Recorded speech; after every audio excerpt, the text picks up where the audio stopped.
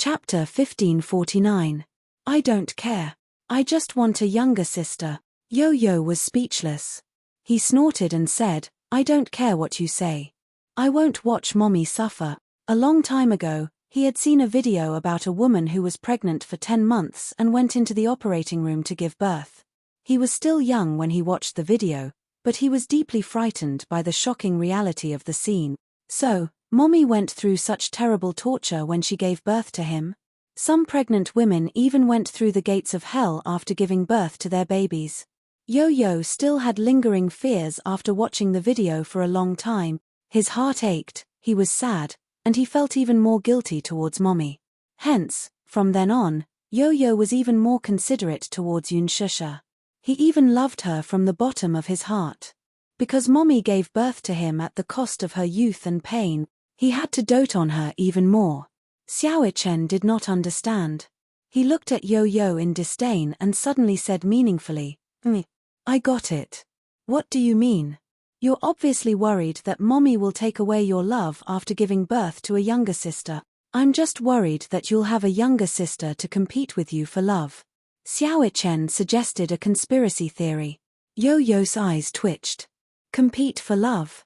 Isn't that so? Don't think that I don't know your good intentions. Xiaochen said a rare phrase. Then, he had an expression that said, I've already seen through you. Yo-Yo was speechless. He thought to himself, what nonsense is this guy saying again? Xiaochen suddenly took out a few sewing needles from the side. These were the same sewing needles that Yo-Yo had used to sew the curtains. He picked up the needles and was about to poke the packaging of the condoms. Ah! Yo-Yo was shocked when he saw this. He quickly snatched the sewing needles from his hand. What are you doing? I'm poking holes. Then, I'll have a little sister. Xiaochen cupped his face with both hands and said longingly. Yo-Yo was infuriated. He clenched his fists and waved them around. Then, he threatened Xiaochen, little brat, if you continue to cause trouble, I will beat you up. Xiaochen snorted indignantly. Then, as if he had seen something behind Yo-Yo, his eyes widened in horror. He was so scared that his shoulders began to tremble. What happened? Yo-Yo said in surprise. All he did was threaten him, and he was scared to this extent. When did Mu-Ichen become so timid? Mom! Mom! Xiaochen trembled as he spat out a few broken characters. The boy could not help but follow his line of sight and look behind him. Then, he saw Yunshusha standing behind him. Her face was ashen. Yo-Yo, a sinister voice could be heard. It was obvious that a certain woman was very angry at this moment. Mom! Mommy! Yu swallowed with much difficulty and called out to her. Yunshusha snorted coldly and frowned. Yo-Yo and Xiaochen hugged each other in fear for warmth. Their teeth were chattering. Before they could dodge, Yunshusha reached out and pinched each of them by their ears. Wah, bang. Chapter 1550. Tell me, who bought all these? She pointed at the pile of packages on the floor. Among them, the white Okamoto suit was the most eye-catching. The moment Yunshusha pointed at the box of suits, Yo-Yo's face flushed red. He pursed his lips awkwardly. Little Ichen, on the other hand, discreetly pointed his finger at Yu, reminding his mother of the person who had bought these things. In any case, he wanted to shirk all responsibility. He tried his best to widen his eyes. Blinking pitifully, he looked at Yunshusha innocently. His pure and clear eyes seemed to be telling her, Mommy, I'm really innocent. I didn't buy all these things, I didn't buy them. Yun Tianyu caught a glimpse of Xiaochen's finger secretly pointing at him. It was obvious that the latter was betraying him. He shot him a cold glance as if giving him a silent warning. Rather than calling it a warning, it was more appropriate to call it a threat. Sensing the coercion in his younger brother's eyes, little Ichen bit his pink lips. His outstretched little finger could not help but succumb to his tyrannical power. Feeling wronged, he curled it up and pitifully retracted it back into his sleeve. Yunshusha took note of this little action. Although she was angry on the surface, she did not know whether to laugh or cry inside. These two little fellows, every time she was angry, they always had the ability to make her lose her temper easily. Yo-Yo actually knew how to threaten her older brother, This was not simple. Yo-yo, Yoon Shusha angrily asked, what did you buy all these things for? Daily necessities. Yo-yo's face was obviously trying to curry favor with her. Mommy, I bought you a space capsule. You work so hard, but you can sit in it and have a massage when you come back. It's very comfortable. How much does the space capsule cost? Yo-yo answered honestly, $30,000. He had bought the most luxurious space capsule, and the massage effect was very obvious. When he saw Yoon Shusha coming back from Milan the last time, she was so tired that her waist and legs were sore. Especially when she was wearing high heels, her feet were about to cramp. His heart ached. Yoon Shusha's eyes widened when she heard that a space capsule cost 30,000 yuan. 30,000 yuan? So expensive. Yo-yo, you're such a prodigal. Yoon Shusha complained with heartache. Even if she were to rush for a job, it would still cost her 30,000 yuan. Upon hearing this, Yo-yo felt hurt. She clutched her chest sadly as if she had been hurt by Yoon Shusha's words. Mommy, how could you say that Yo-yo is a prodigal? How was he squandering? To him, 30,000 yuan was not even worth mentioning. So sad. Mommy actually called him a wastrel?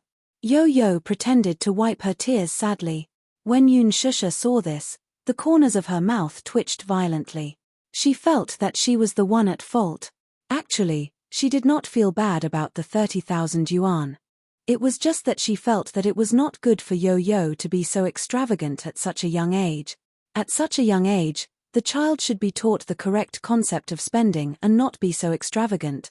She had to let the child understand that earning money was a very difficult thing, so that he would cherish the fruits of his labor.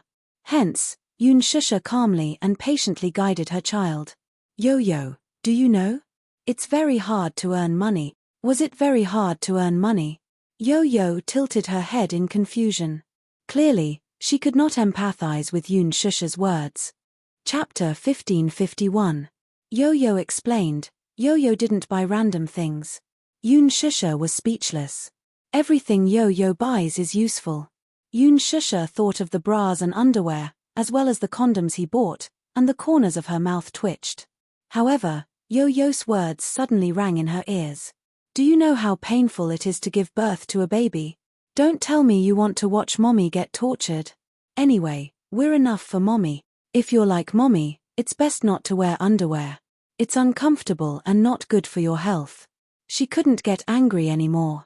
No matter what, this little guy was still thinking about her. Although her son had secretly bought her underwear and condoms, which was indeed shameful, but the child's intention was for her sake. Yoon Shusha sighed and frowned slightly. This time, mommy forgives you. Next time. Yoon Shusha bit her red lips and said shyly with difficulty, mommy can buy these things. Yo-yo smiled and opened his arms to pounce on Yoon Shusha. He rubbed against her arms and said intimately, Yo-yo knows that mommy won't be angry. Don't do it again. Yoon Shusha couldn't help but remind him. Yo-yo nodded and said softly, okay. He would do whatever mommy said. But mommy works so hard, you have to be more considerate of yourself. Yo-yo is so worried because mommy doesn't know how to take care of herself. Yoon Shusha patted his head and kissed his forehead. Okay, mommy knows. Yo-yo, you're only 7 years old. Why do you like to nag like an old man? Yo-yo's face immediately turned red. Feeling wronged, she mumbled, mommy actually said that Yo-yo looks like a little old man. Behind him, Xiao Chen covered his mouth and burst out laughing. When Yo-yo heard Xiao Chen's mocking laughter, she turned around and glanced at him coldly. Xiao Chen could no longer laugh. Yoon Shusha flicked Yo-yo's forehead. Don't bully your brother. Woo. All right. Yo-yo knows. Evening. When Mu Yaja returned, dinner was already prepared. Tonight, Yoon Shusha and Yo-yo prepared dinner together. Yu had bought an oven, so he specially baked a cheesecake tonight. When the cake was served, little Chen, who was sprawled on the dining table, was almost drooling from the craving. After dinner, the family went out for a walk. After returning from the walk, Yoon Shusha accompanied the two little guys to watch TV for a while. Then, she coaxed them to sleep. When she returned to the bedroom, she saw Mu Yaja holding a Okamoto set in a daze. When Yoon Shusha saw this, Her face immediately turned red.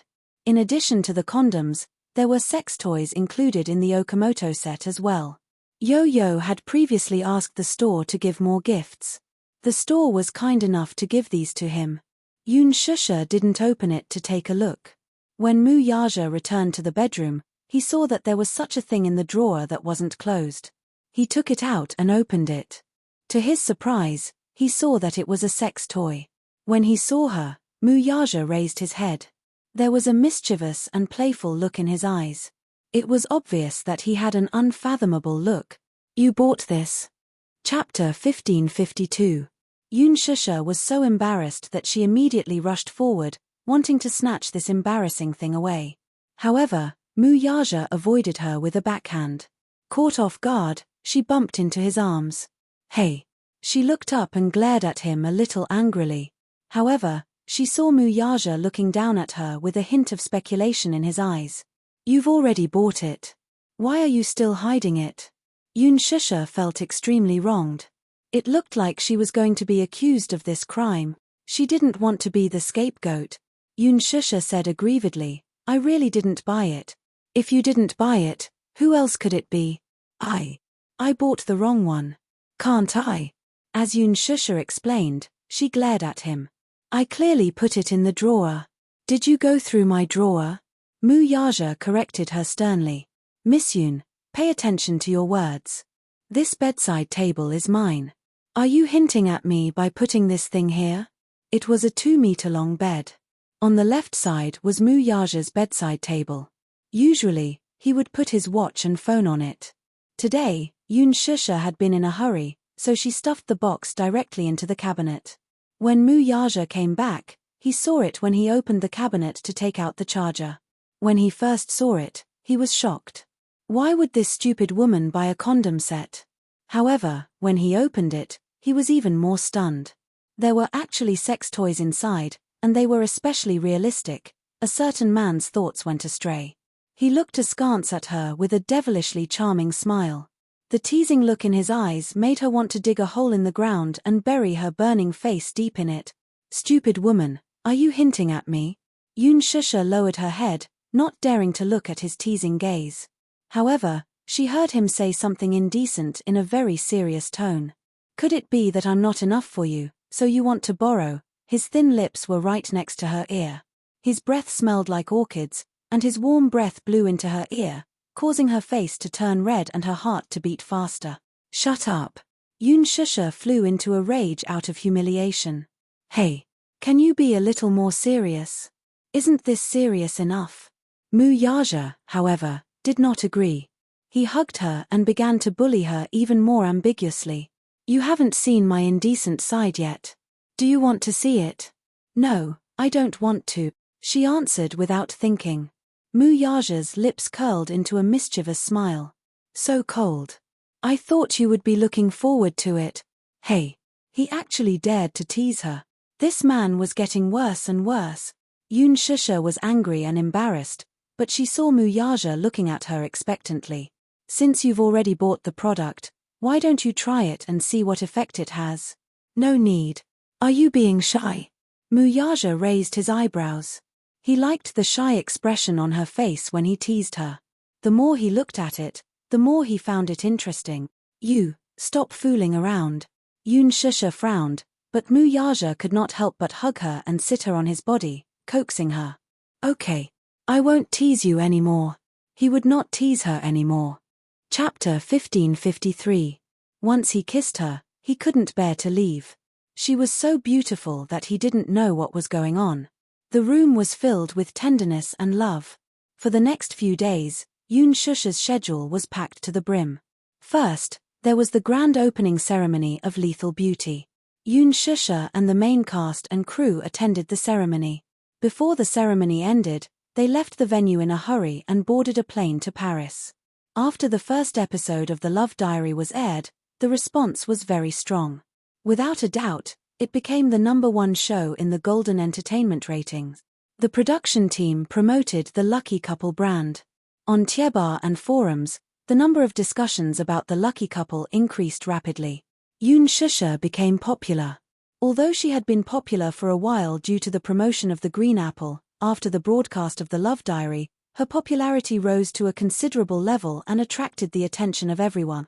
Yoon Shush's team, on the other hand, was even more relentless in their promotion efforts. Hence, the script for the second episode was changed at the last minute. The production team spent a huge amount of money to draft a new script, and the entire team flew to Paris for the recording. Before the recording, they released a notice on Weibo that the lucky couple would be having a sweet time in Paris. The fans of the lucky couple were looking forward to it. Actually, after the first episode was aired, many die-hard fans of Ji Xingze went to Yoon Shush's Weibo to shout insults. However, most of the fans maintained a rational attitude and were more upright. They knew that this was just a reality show and they were just there to watch it. They didn't take it too seriously. Even the younger fans were turned into fans by Yoon Shush's good looks. She was too beautiful. In the first episode, Yoon Shush won a lot of praise with her clear and fashionable makeup and flawless outfit. Moreover, she was a newcomer and didn't have any dark history. Hence, even if someone wanted to defame her, they couldn't do it.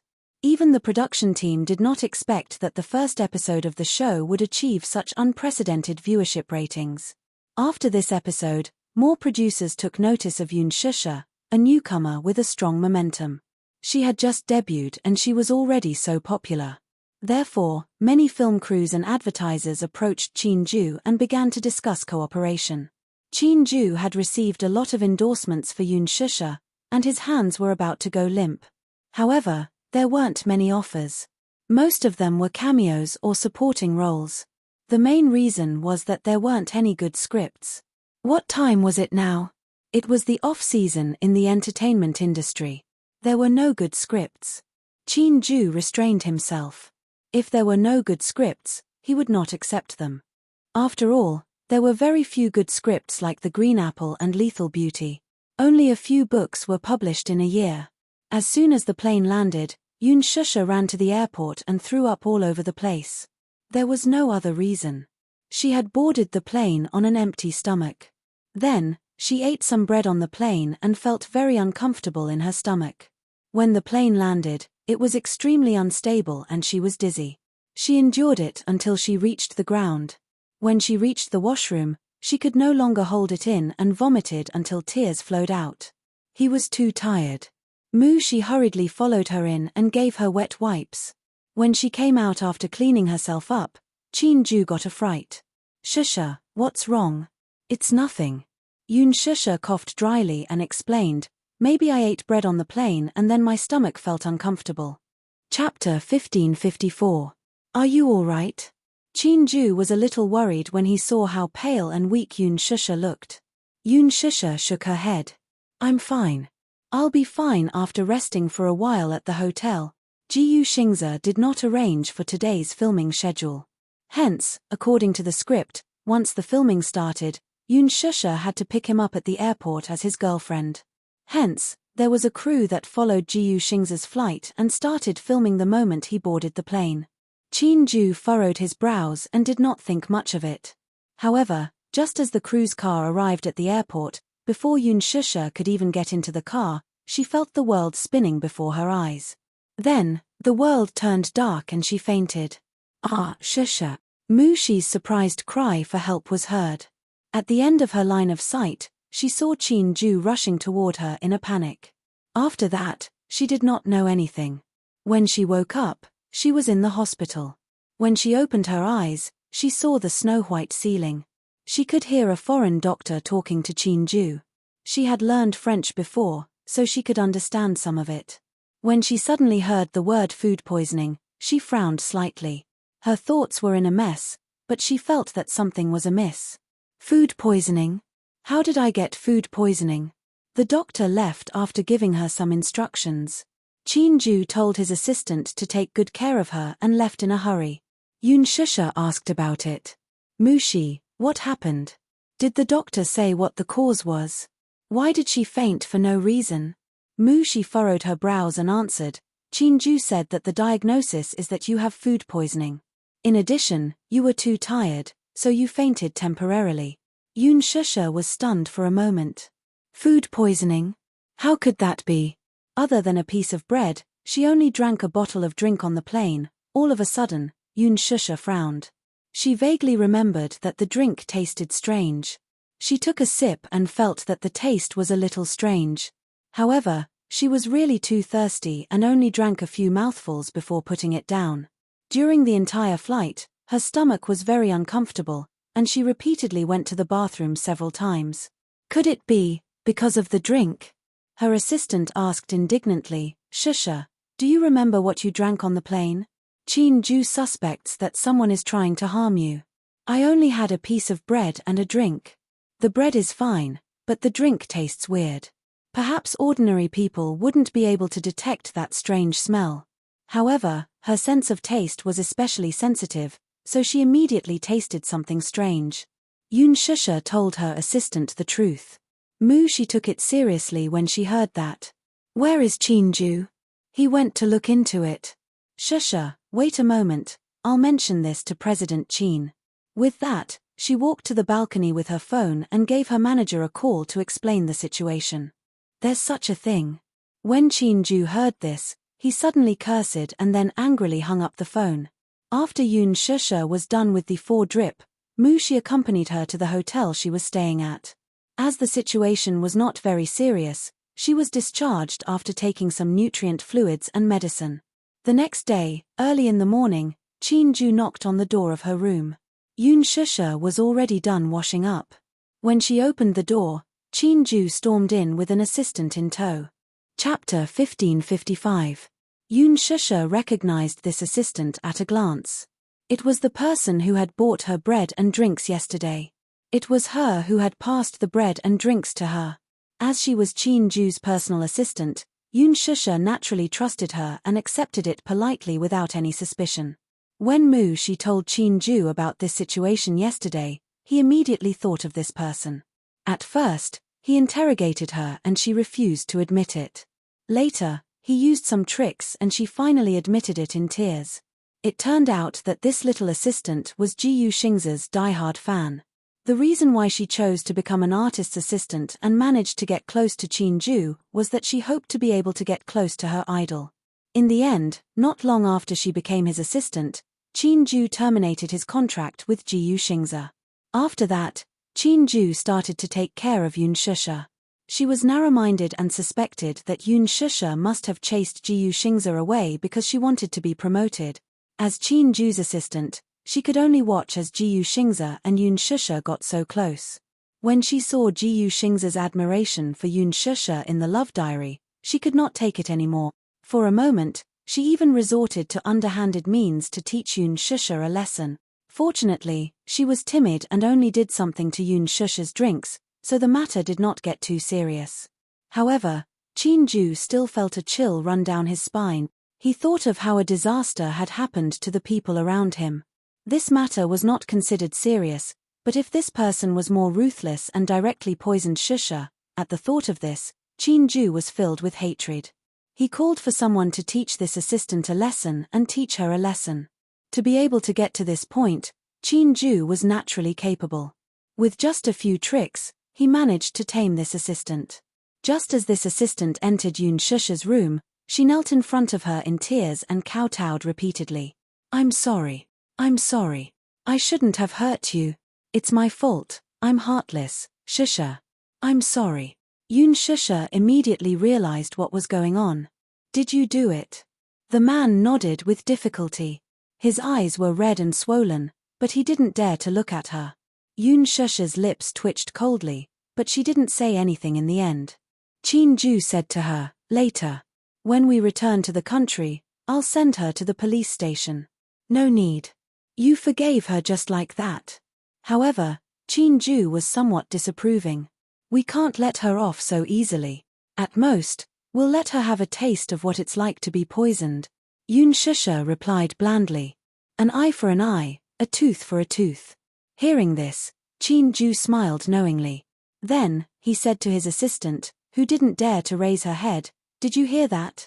There's still some leftover drinks from you and Shusha yesterday. Finish them yourself. Ah. The assistant's eyes widened.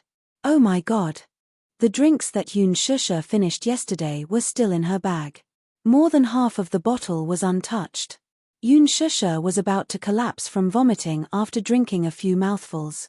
Then, after she finished half of the bottle, wouldn't she have diarrhea and vomit? She would be tortured to death. Half of her life would be gone. She would rather be sent to the police station. Chin Ju stared angrily and said, "Why? You're not willing." "I'm willing." Chapter 1556. The moment she finished the drink, her expression changed. She clutched her stomach in pain. She reacted quickly and violently. "Get out of here." Chin Ju was still angry and kicked her. The assistant rolled on the ground and ran away. Yoon Shusha gave her manager a teasing look and could not help teasing him. "Mr. Chin, I didn't expect that there would be a day when you make a mistake." Chin Ju had a good eye for people. He did not expect that there would be such a troublemaker around him. Chin Ju coughed awkwardly and quickly changed the topic. "Have you gotten over the jet lag?" "Barely." Yoon Shusha thought that jet lag was not that easy to get over. "Are you still feeling unwell?" Yoon Shusha raised her eyebrows. "Of course. How can I recover so quickly? I didn't expect this to happen. I didn't discipline her well. I'm sorry." Chin Ju said guiltily. Yoon Shusha said helplessly, "It's okay. This is not what you want. Have a good rest. We'll have to prepare for the makeup later. The program will be recorded in the afternoon. Can you take it? If you can't, I'll contact the program team and ask them to postpone the recording." Yoon Shusha shook her head. "It's okay. It's not that serious." "That's good." Chin Ju nodded. Only then was he relieved. Jiyu Xingze had experienced something similar in the past. An anti-fan handed him a drink with superglue backstage. Out of his unconditional trust in his fans, Jiyu Xingze unscrewed the cap and took a sip. He fainted on the spot. On the way to the hospital, he regained consciousness and vomited blood several times. Chin Ju was completely frightened. He did not know what was in the drink and thought that it was highly toxic. When he was sent to the hospital, it was diagnosed that the superglue in the drink had damaged the mucous membranes of his throat and esophagus. He was fine after a gastric lavage. However, his work had affected him greatly. He rested for more than 2 months before he recovered. Because of this incident, it caused a huge sensation. The funny thing was that the anti-fan was still underage. Under the pressure of public opinion, Jiyu Xingze even pleaded for the student to be forgiven by the law. After all, he was a public figure. He had to show generosity and love. At that time, Chin Ju was so angry. If not for the fact that the anti-fan was underage, he would not have been able to hold himself back. He would have used some means to punish this crazy anti-fan. The doctor said that if he had been sent to the hospital a little later, the consequences would have been even more serious. Because of this incident, Jiyu Xingze had serious repercussions. His stomach problem was very serious, and he couldn't do without gastric medicine. This incident left a deep shadow in Chin Ju's heart. He had once blamed himself deeply for this. Even though he was a public figure and had to endure this kind of negative damage, he still felt guilty for not being able to protect his artist. Jiyu Xingze comforted him, saying that he had nothing to do with it. He was the one who had let his guard down and drank the drink handed to him by a stranger. However, Chin Ju still couldn't let go of this matter. He was still brooding about it. Therefore, Yoon Shusha's incident this time made him even more alarmed. It seemed that he needed to reorganize the people in his team, otherwise, this kind of incident would happen again. He could not stand by and watch his woman get hurt a second time. The program team sent a message to Yoon Shusha to get ready for her makeup. Chapter 1557. The stylist started to work on Yoon Shusha's makeup for today's date. Because it was recorded in Paris, it had a romantic theme. In the first episode, Yoon Shusha's stylish makeup caused a heated discussion on Weibo. Her flawless good looks made countless people become her fans. Yoon Shusha's team spent a lot of money to hire a top styling team.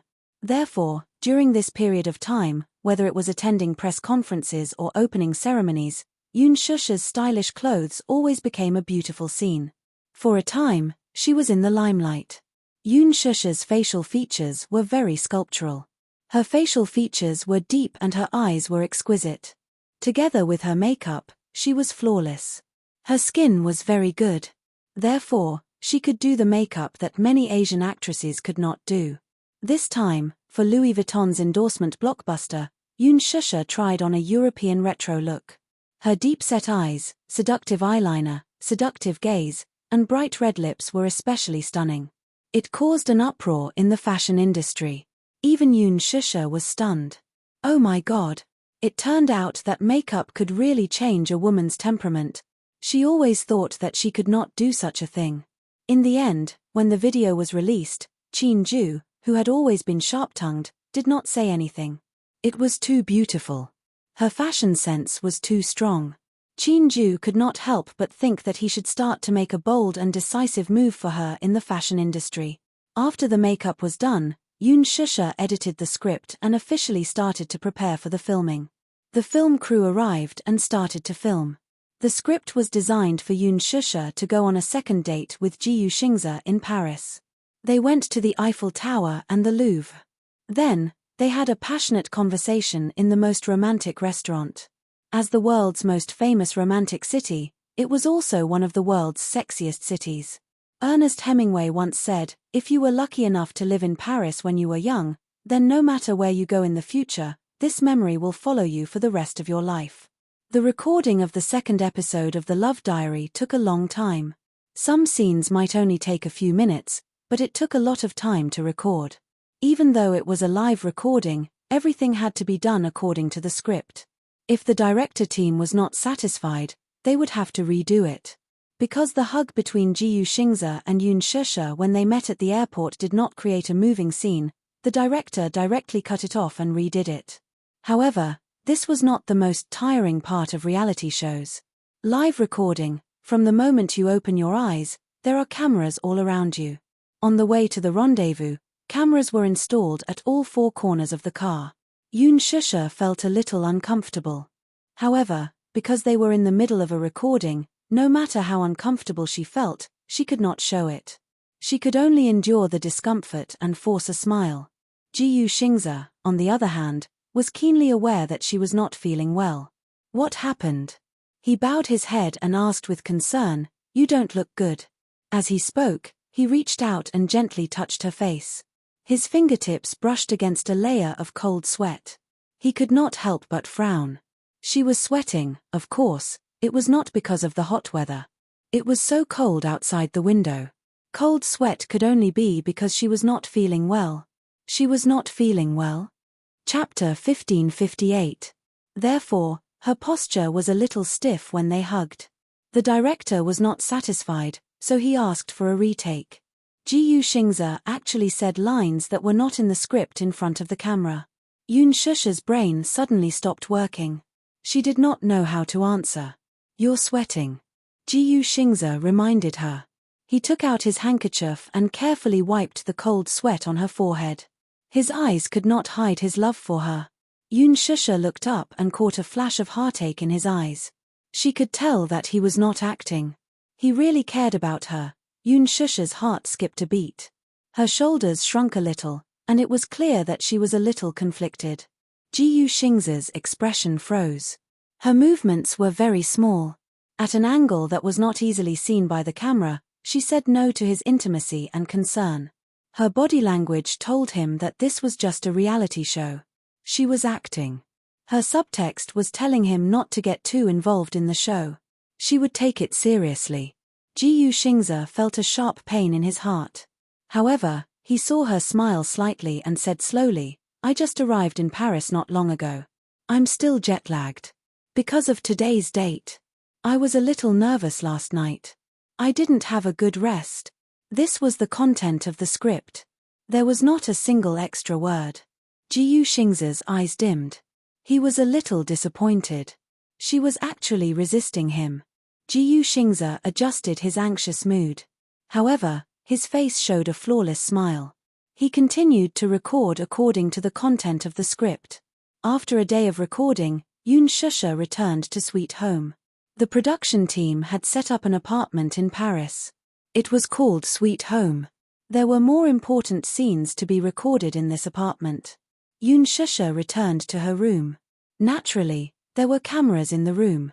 She went into the bathroom and took a shower. After putting on a bathrobe, she came out and put on a facial mask. Then, she said goodnight to the camera and went to bed. She usually didn't have the habit of wearing facial masks. In this aspect, she seemed to be more lazy. However, for some reason, even though she didn't have the habit of diligently maintaining her skin, the quality of her skin was still too good. However, the reason why Yoon Shusha was wearing a facial mask on the show was because Chin Ju had accepted a facial mask advertisement. So, she naturally had to show it on the show. After turning off the lights, Yoon Shusha did not fall asleep immediately. Although her eyes were closed, her mind was filled with complicated thoughts. The look in Ji Yuxing's eyes still lingered in her mind. In fact, the superstar did not make it as obvious as he did in today's show during the previous filming. In the past, he had always restrained himself and kept his complicated feelings for her buried in the bottom of his heart. However, during today's recording, his emotions were a little out of control. In his eyes, there was an ambition that she had never seen before. It was the kind of undisguised ambition. It made her heart skip a beat. She had never seen Ji Yuxing's like this before. She felt that he was different from before. For a moment, she lay in bed and couldn't fall asleep for a long time. Many thoughts were running through her mind. Hence, the next morning, when Chin Ju and the stylist knocked on the door, they saw Yoon Shusha with dark circles under her eyes. "You didn't sleep well last night?" Chin Ju looked at her as if he had seen a ghost. Yoon Shusha sighed and said, "I couldn't sleep." Chin Ju frowned and asked, "Is there something on your mind?" Chapter 1559. Chin Ju furrowed his eyebrows. "Is there something on your mind?" Yoon Shusha did not know whether to shake her head or nod her head. Chin Ju looked at her deeply and sighed. "Shusha, you've been in a bad state recently. It seems like there's something on your mind. Is it convenient for you to tell me?" Yoon Shusha furrowed her eyebrows slightly. She had a complicated look in her eyes. "Is it not convenient for you to tell me?" "No." Yoon Shusha sighed. "I don't know where to start." Chin Ju's expression became even more complicated. The two of them kept quiet. However, Yoon Shusha did not know that Chin Ju was very secretive about her thoughts. She must have felt troubled. She must have felt uneasy about Ji Yuxing's taking the initiative to get close to her. "Don't think too much about everything." Chin Ju patted her shoulder and said, "Let's get ready for filming." In Paris, the filming took a whole week. The filming was supposed to last 3 days in the show script, but it actually took them a whole week. In order to take advantage of the situation, the production team was constantly striving for perfection. Therefore, for every scene, they were almost nitpicking, trying to be as perfect as possible. Of course, the editing did not let down the production team's good intentions. The romantic atmosphere and heart-pounding interactions were even more exciting than the first episode. The selection of locations by the production team was especially romantic. In the early morning, Yoon Shusha and Ji Yuxing's were at the west end of the Swan Trail. This was the time when the Swan Trail was the most beautiful. Perhaps only lovers could experience the poetic and picturesque atmosphere of this place. The two of them walked under the quiet shade of the trees. Their fingers intertwined as they walked all the way to the west. The cameraman especially used silhouettes, so the editing effect was as beautiful as a painting. Every frame was as perfect as a portrait. In the evening, Ji Yuxing's brought her to the Misty Trail. Just the name Misty Trail gave people a mysterious and romantic feeling. The production team did not know about this scenic spot. Ji Yuxing's had been here before when he was filming in Paris. The Misty Trail was hidden in a place that was less visited by people. At the end of the Misty Path was the Misty Castle, which was filled with mesmerizing greenery. It was Yoon Shusha's first time seeing such a retro and magnificent castle. This castle was also the location of the Hollywood blockbuster Vampire. The castle was a classic European medieval retro style. The winding vines on the walls, the withered branches in winter, and the gloomy weather made people feel calm. After the filming ended, Yoon Shusha returned to China. At the same time, The Green Apple completed its final post-production phase and officially entered its busy promotional period. As soon as they got off the plane, Yoon Shusha received a notice and was summoned to the set. Chin Ju brought her to report to the set of Lethal Beauty without stopping to rest. The filming of Lethal Beauty was about to start. At Hongdian Studios, all the staff members had already arrived. Many of the main creators had joined the cast one after another. Yoon Shusha was the last to arrive. Because of this, when director Ji Yoo heard that Yoon Shusha was late by a day, he slammed the table in anger. Director Ji Yoo was especially dissatisfied with Yoon Shusha's late arrival. However, Chin Ju repeatedly explained that due to conflicting schedules and the delay of the filming in Paris, she joined the cast one day late. A newcomer who just debuted is so arrogant. According to the rules, she joined the cast yesterday and arrived late today. Does she want the whole cast to wait for her? Director Ji Yoo was furious. Even when Chin Ju personally pleaded for leniency, he did not give much face. Yoon Shusha braced herself and stood aside, not daring to breathe. Chapter 1560. Lin Fengtian liked her more. Moreover, Lin Fengtian had a strange temper and had high expectations when it came to filming. However, he separated work and personal life very quickly. Without the surveillance camera, he was easy to get along with. However, director Ji Yoo was not like that. Compared to filming, he was more particular about rules. Without rules, there would be no standards. He was very rigid and liked to follow the rules. It was wrong to be late. Chin Ju explained, director Ji Yoo, Shusha is not acting like a big shot. She did not deliberately make the whole crew wait for her. When The Love Diary was filming in Paris, there was a small problem and the filming was delayed by 3 days. That was why she was delayed. Director Ji Yoo did not have the patience to listen to him. He waved his hand and said sternly in front of everyone, Chin Ju, you don't have to say more. You should know me. I like people who are focused. Filming is filming. If you're late, you're late. If you're late, you're late. Yoon Shusha is your artiste and a newcomer with good qualifications. However, it doesn't mean that I will relax my expectations of her just because we're good friend. Impossible. I treat you fairly, no matter who you are. Chin Ju nodded. He could tell that there was a hidden meaning in Director Gu's words. He smiled and said, Director Ji Yoo, you're right. Shusha may be a newcomer, but she's very humble. You can teach her as much as you want. I'm usually very strict with her. She's a simple child but she really loves acting. You don't have to say anything. She'll definitely work hard. If she doesn't listen to you in the crew, you can just tell me. Director Ji Yoo narrowed his eyes but did not say anything. He was very satisfied. Chin Ju's words were giving him face. Actually, there were many people in the crew and their relationships were complicated. Therefore, he had to be careful about what he said, even if he was the director. Yoon Shusha was late and Chin Ju ran over to greet him. Although he was angry, he did not lose his temper.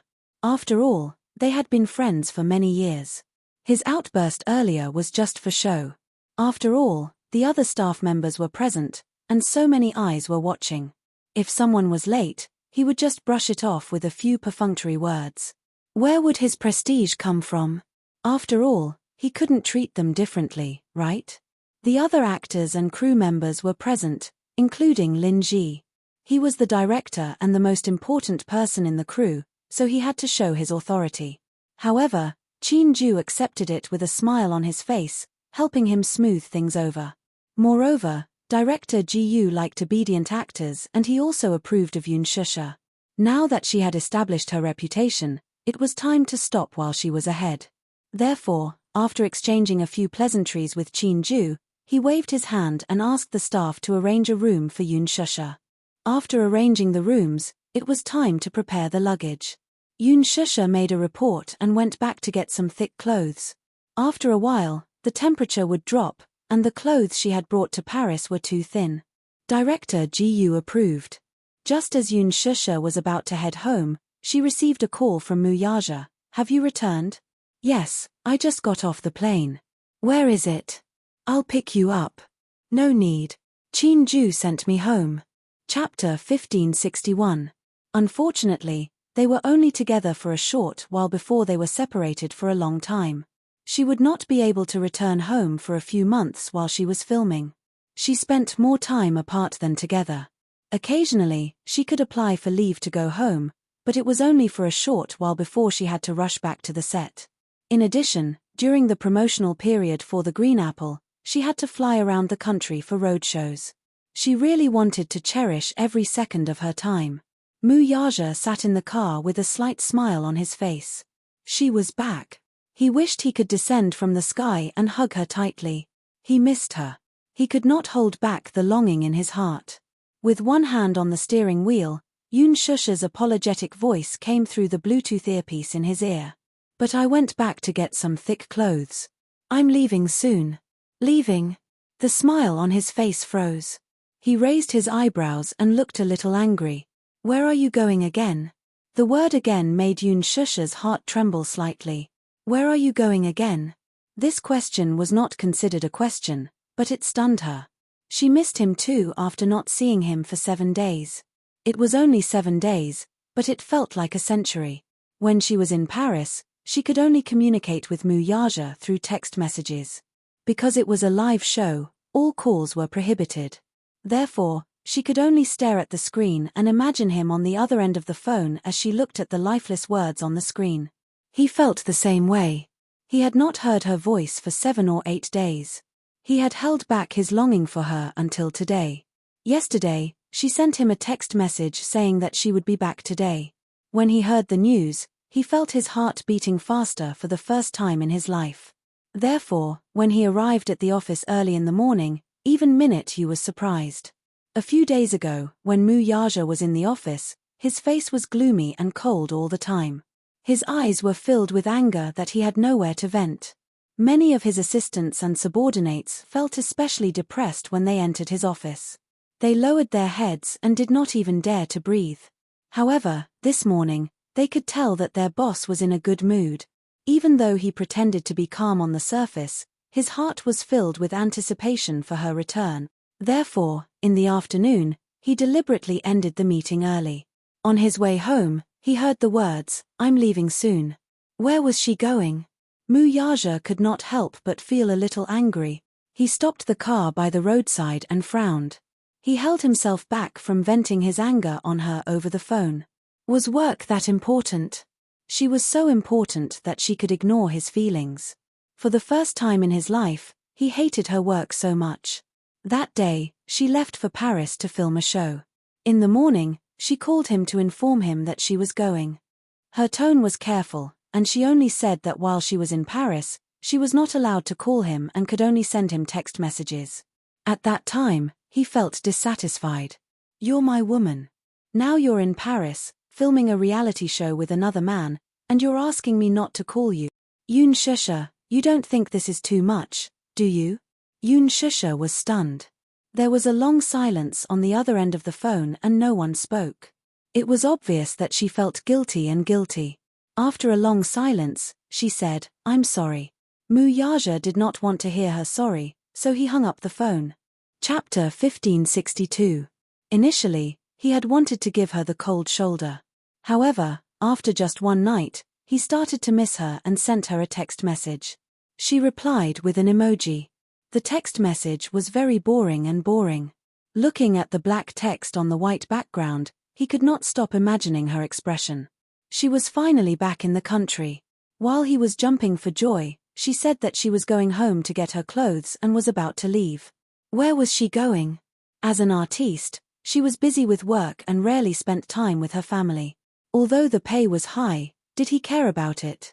He let her work and do what she liked to do to give her respect. However, this did not mean that he did not care. He cared a lot. He did not like it when she used the time that belonged to him to spend on work. Was it because of that little pay of a few million yuan? He had so much in just a few minutes. But he missed her. He missed her all the time. It was not just a few minutes. Yoon Shusha held the phone tightly and listened to the man's heavy breathing. She knew that he must be very angry, but he could not bear to throw a tantrum at her and was trying his best to hold it in. Just as she was feeling guilty, Muyaja asked in a deep voice, "Did you miss me?" "Yes, Stay with me tonight. Don't go anywhere. Yoon Shusha frowned and said, the production team notified me to join the set. I applied for leave to come out, so I have to go back to the set after getting my clothes. Mu Yaja hung up the phone in frustration. As she listened to the continuous beeping sound from the receiver, her eyes welled up with tears for a moment. When she reached home, the two little munchkins were sitting in the living room and watching TV. The moment they saw her, the two little fellows rushed over and squeezed into her arms. The little guy was still growing. Yoon Shusha noticed that he had grown a little taller in the 7 days she had not seen him. He had obviously grown a little taller. When she stood next to Xiao Chen, the difference was not as big as before. Xiao Chen's height did not change much. However, Yo-Yo had been feeding him delicious food every day at home, so his face had become chubbier. It was pink and adorable. Yoon Shusha rubbed her face against them intimately. When she looked up, she saw that there was only one television in the living room. Where's Daddy? Yoon Shusha looked around. Is he not at home? Daddy isn't back yet. Xiao Ichen hugged Yoon Shusha tightly and refused to let go. He hadn't seen her for a few days. When he saw her come home, he couldn't wait to stick his hands and feet to her body and refused to let go. Yoon Shusha smiled dotingly and picked him up. Hey! Why did it get even heavier? Xiao Ichen, you've really put on weight. She could not help but tease him. Xiao Ichen blushed and asked nervously, is Mommy unable to carry Xiao Ichen? A little. Yoon Shusha pretended to be serious and nodded purely to tease him. Xiao Ichen panicked when he heard this. No way. He didn't want to grow up or put on weight. Otherwise, his mommy wouldn't be able to carry him. That way, he wouldn't be able to cuddle in his mommy's arms and act like a spoiled child. When he thought of this, he was alarmed and scared. Hence, he immediately said, then I'll start losing weight tomorrow. Yoon Shusha flicked his forehead. Idiot. You're not allowed to. You're still growing. Eat more so that you can grow taller and stronger. As she spoke, she kissed his pink cheeks. His soft texture was like tofu that melted in her mouth. Chapter 1563. Yo-Yo snorted and said, Mommy, do you really believe what this fellow says? Don't be fooled by how confident he looks now.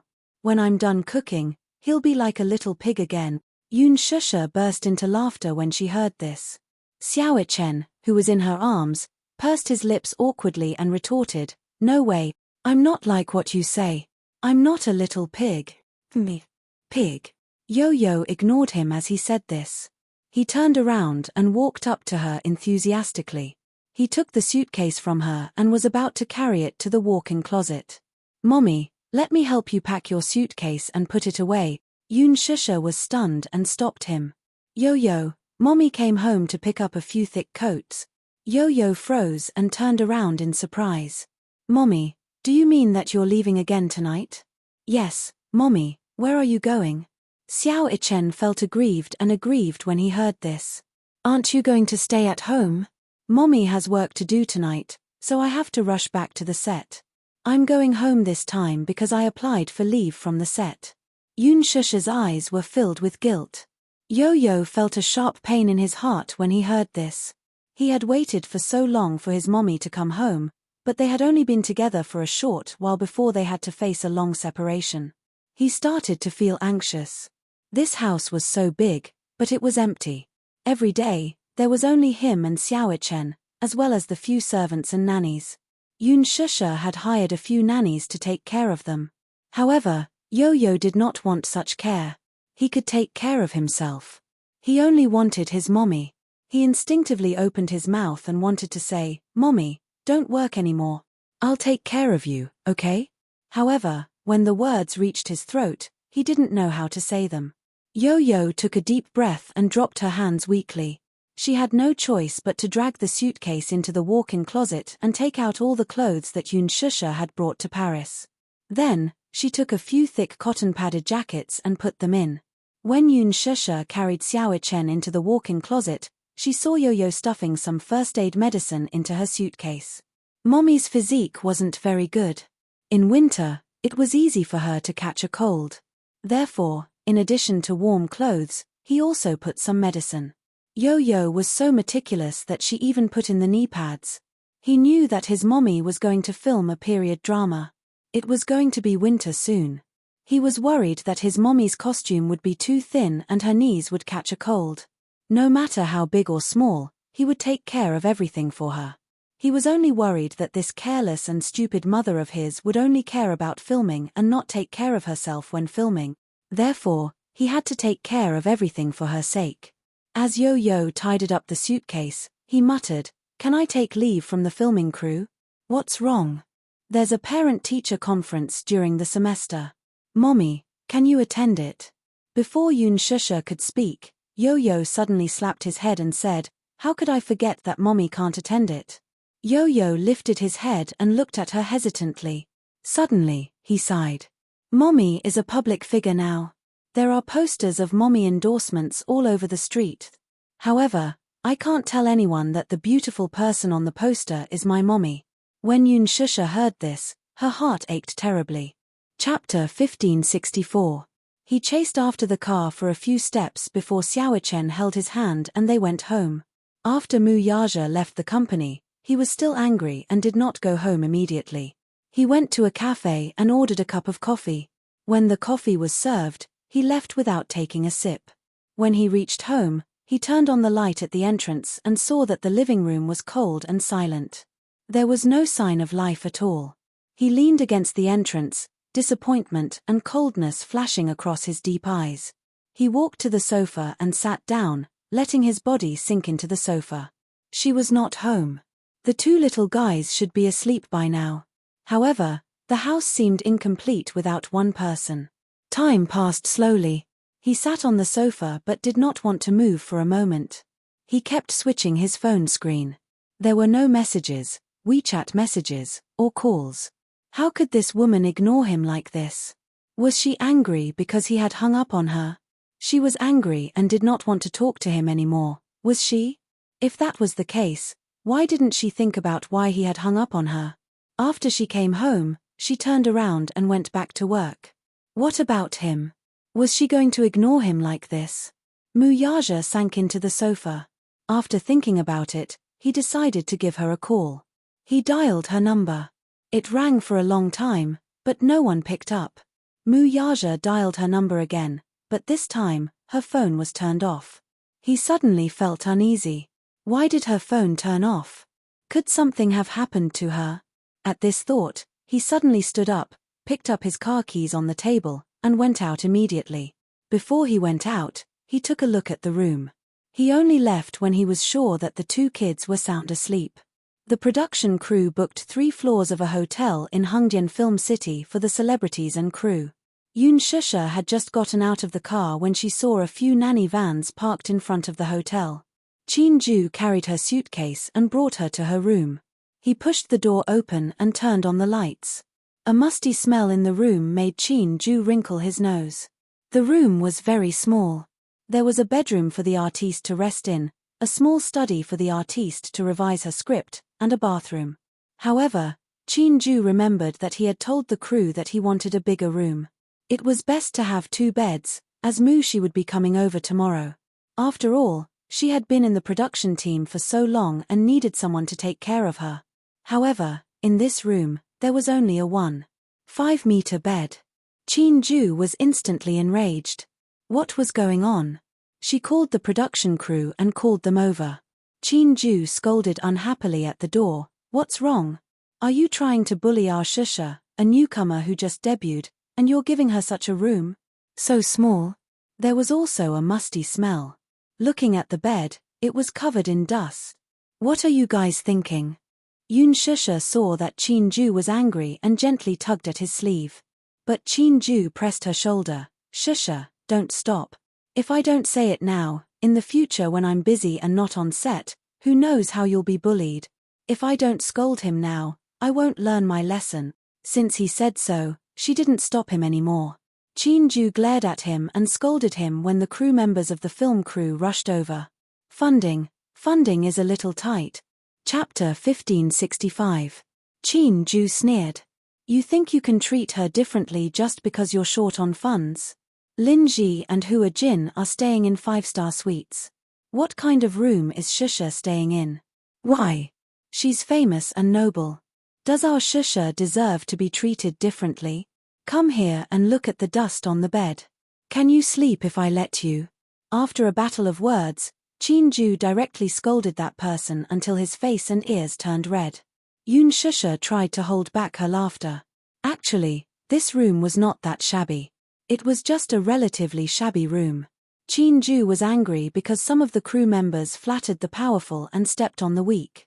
They supported the famous and stepped on the less famous. That was why he exploded. The man did not dare to offend Chin-ju. He bowed and apologized. Then, he led Chin-ju to the front desk and changed to a luxurious suite. That was the end of the matter. The new room was not luxurious, but it was much better than Cold Cicada's room. Yoon Shusha dragged her luggage into the room. She sat on the sofa and let out a long sigh. She had just gotten off the plane and was still jet-lagged. As soon as the plane landed, she had rushed back and forth between the crew and home. She felt like her bones were about to fall apart. Chin-ju wandered around the room. He often went on business trips and flew all over the world. Therefore, he was very particular about the hotel he stayed in. Yoon Shusha would be staying in this room for a long time. Therefore, he had to check her thoroughly before leaving. For example, if there was a problem with the water and electricity, it would be very dangerous if there was a problem with the wiring. If there was a problem with the hot water supply, if the door lock had been tampered with, if there were a few vacuum cameras hidden in the corner, if there were curtains on the balcony, and so on. Celebrities were very particular about staying in hotels. Once, a female celebrity stayed in a hotel in Hong Kong. In the end, the bathroom and the bedroom were all filled with pinhole cameras. Later, it was found that the cameras were planted by the third-rate paparazzi in Hong Kong. Therefore, Chin-ju paid special attention to privacy. After checking that there was no problem, Chin-ju walked out of the bedroom and found her leaning on the sofa, asleep. Chin-ju was stunned. A helpless expression appeared on his face. He walked over and patted her face gently. Shusha. Yoon Shusha groaned. Her voice was as soft as a mosquito's, like a cat mewling lazily. Chin-ju sighed and pinched her face again. Take a shower before you sleep. You'll catch a cold. Yoon Shusha furrowed her brows. The moment she opened her bloodshot eyes, Chin-ju was taken aback by this sight. She was too tired. She didn't have a good rest on the plane. Although Chin-ju was the same as her, a woman's physique couldn't be compared to a man's. He trained diligently and had a strong physique, so he could withstand fatigue. Take a shower, then go to bed and have a good rest. There's nothing to do tomorrow morning, so you can sleep in. I'm going to take measurements in the afternoon and order a few costumes. She nodded. Chin-ju said a few words of advice and left. Yoon Shusha got up and opened her bag. However, she found that her phone had run out of battery. She charged it and went to the bathroom to take a shower. When she came back from the shower, she found that there were a few missed calls. Chapter 1566. Yoon Shusha pondered for a moment and called back. After a few rings, the call was connected. Mu Yaja's angry voice came from the other end. Why didn't you answer the phone? My phone ran out of battery, so I switched it off. Do you know how worried I was when I couldn't contact you? Mu Yaja almost used satellite positioning to locate her whereabouts. In the end, she told him that her phone had run out of battery. It was a false alarm. It looked like he had been too concerned about her. Stopping the car by the side of the road, Mu Yaja's heart finally settled down with his phone in hand. I'm sorry. I didn't know my phone had run out of battery. I'm sorry for making you worry. On the other end, Yoon Shusha's voice sounded guilty and weak. She sounded like a child who had done something wrong and was very careful. Mu Yaja kept quiet for a moment. He was angry, but he couldn't bear to vent it on her. Hence, he suddenly said, "It's okay. I was just worried that something might have happened to you." "Okay, then I'm tired. I want to rest now." Yoon Shusha was really tired. Hence, she was eager to go to bed and rest. However, Mu Yaja didn't say anything. "Okay, go and rest." After that, he didn't wait for her response and went silent. Yoon Shusha said goodnight and hung up the phone. She tried her best to lift her heavy feet and threw herself onto the bed. When she covered herself with the blanket and her head hit the pillow, she fell asleep almost instantly. Muyaja sat in the car in a daze for a while. Then he stepped on the accelerator and drove back to Xiangti Walk. In the next few days, Yun Shusha was so busy that she felt dizzy and disoriented. In the entertainment industry, it seemed like there was no limit to how glamorous she could be, but behind the scenes, there was a lot of bitterness. The next day, she slept until noon. Then she got up and put on makeup. In fact, she didn't have the habit of putting on makeup. However, now that she was on set, there were always reporters coming to visit her. Qin Ju requested her to put on makeup whenever she went out and not to go out without makeup. Yun Shusha had just finished her lunch when she was dragged by her manager to get her measurements taken for custom-made clothes.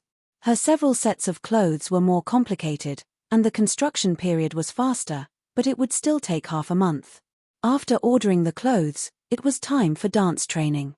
There were a few dance scenes in the play.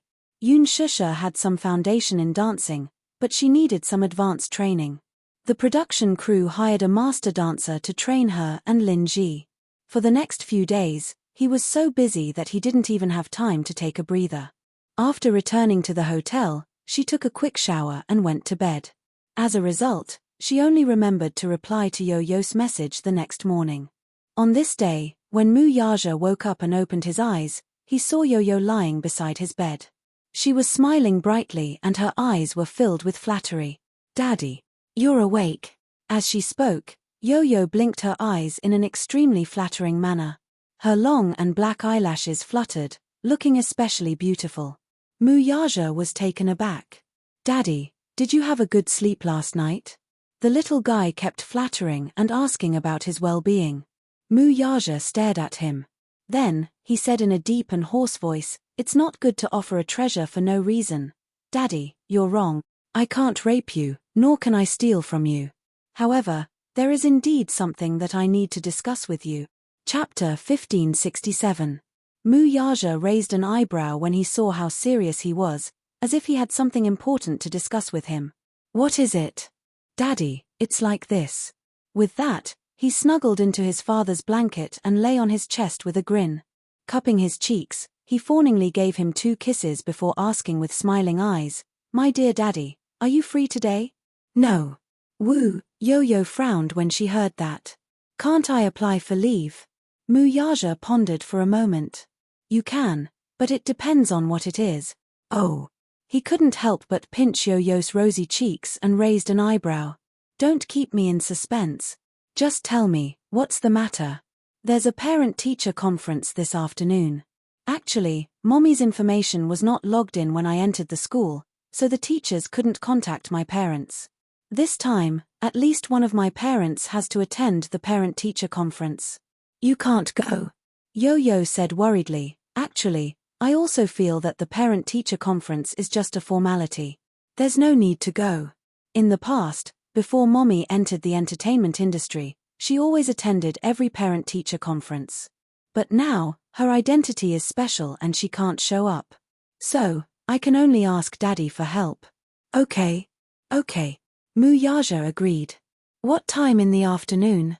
Yo-Yo immediately replied happily, 2 in the afternoon. "Okay. I'll be there in the afternoon." "Okay. I'll wait for you at the school. Do you know the school's address?"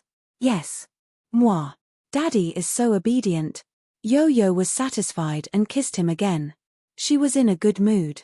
"But can you promise me something when you go to the parent-teacher conference?" "What is it?" Yo-Yo winked and said, "Keep a low profile." Muyaja was amused. "How do you want Daddy to keep a low profile?"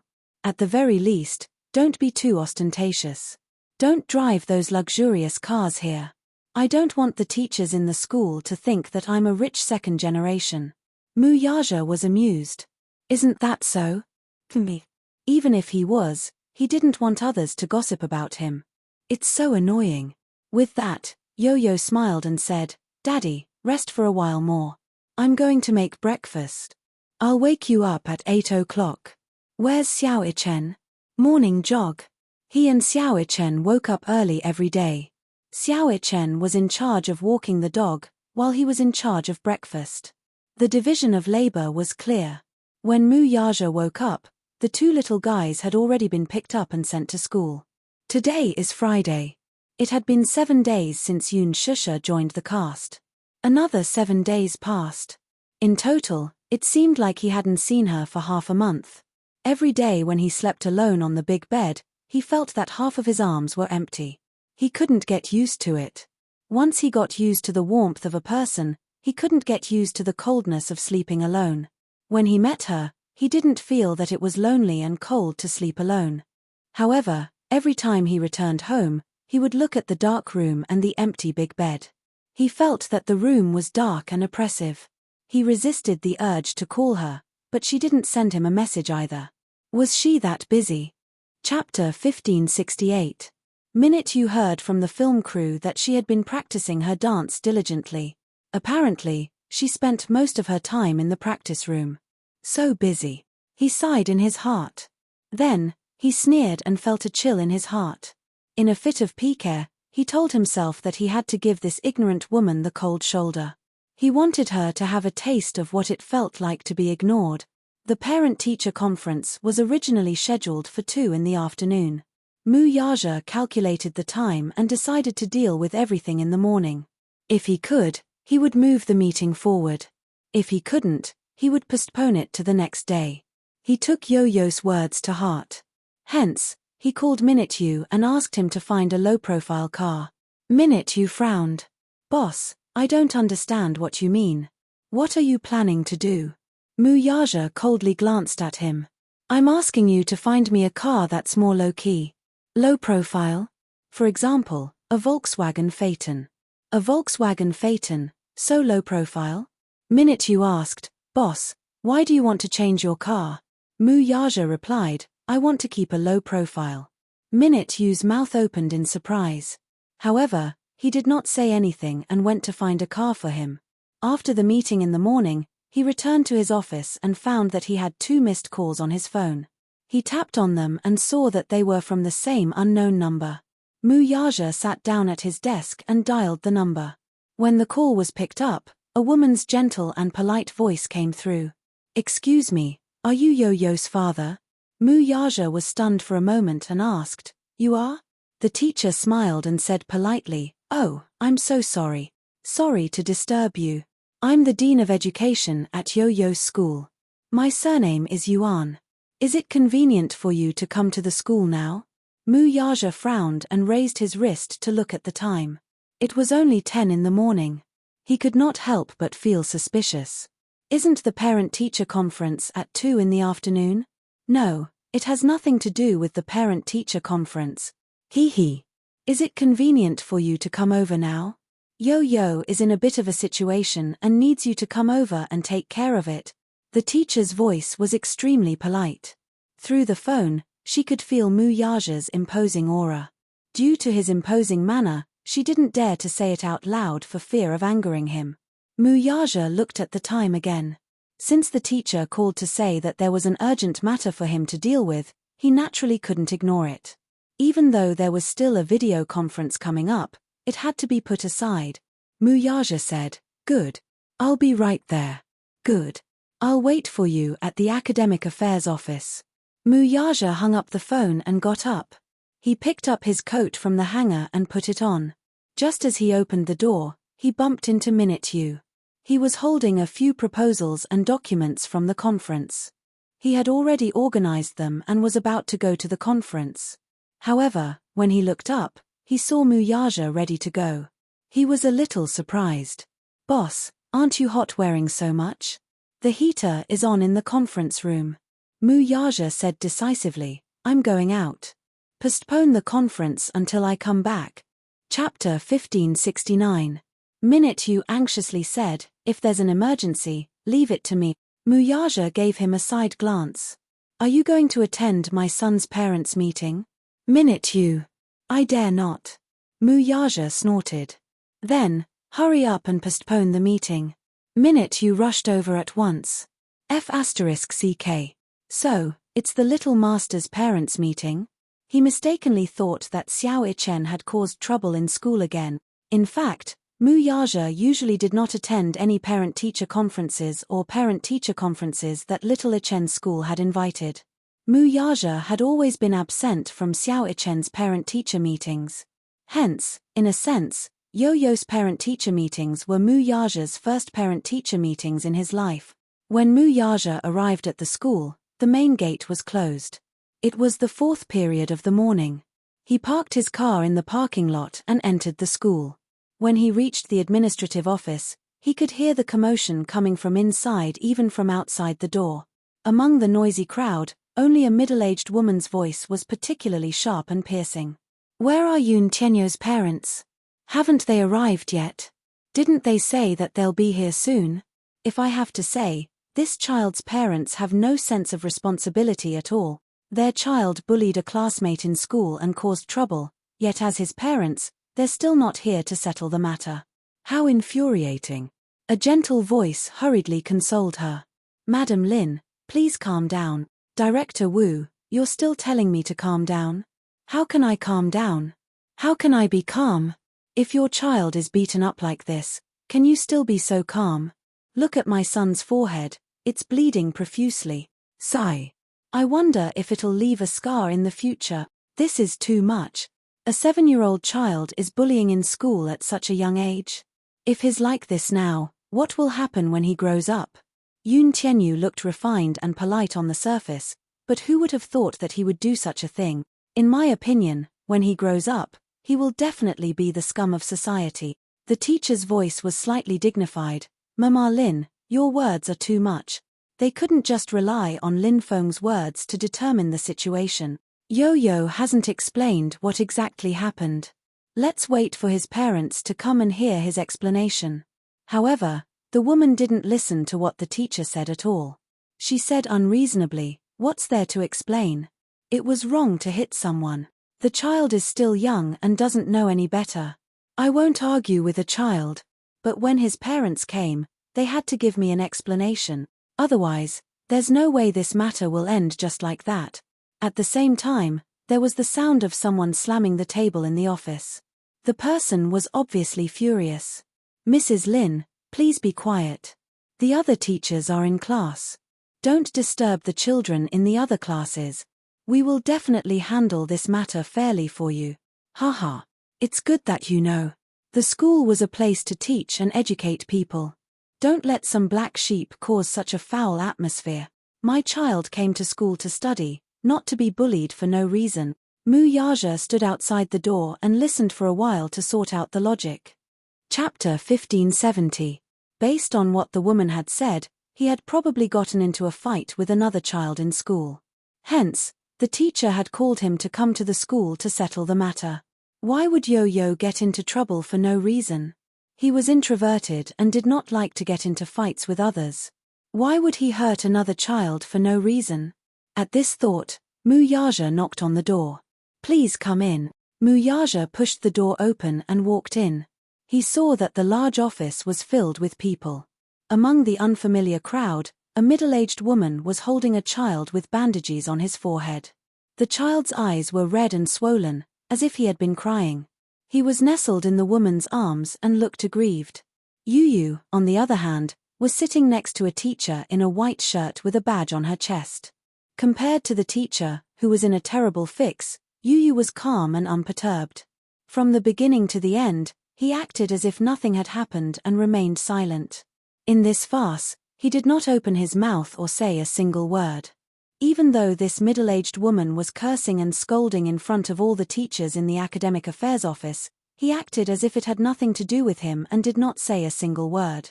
Or perhaps, he thought that it was pointless to talk to such an uncultured person like Mrs. Lin. If he were to speak, this woman would probably explode in anger. He sat there leisurely, but he looked a little disheveled. There were a few black shoe prints on his well-ironed school uniform, as if he had been in a fight.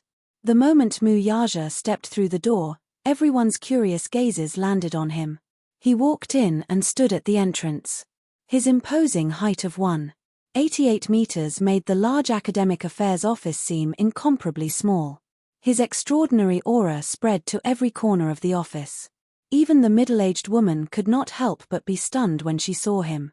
Before Mu Yaja entered the office, Lin Feng's mother had a lot of imaginations about Yo-Yo's guardian. However, she had not expected this man to be so young and shockingly handsome. Too young. Too handsome. If it were not for the man's facial features resembling Yo-Yo's, she would not believe that this man, who looked to be in his 20s, was Yo-Yo's father. Are you Yun Tianyo's father? Lin Feng's mother glanced at him and asked casually. However, Mu Yaja did not seem to hear what she said. He did not even look at her as he walked over to Yo-Yo. He bent down slightly in front of him so that they were at eye level.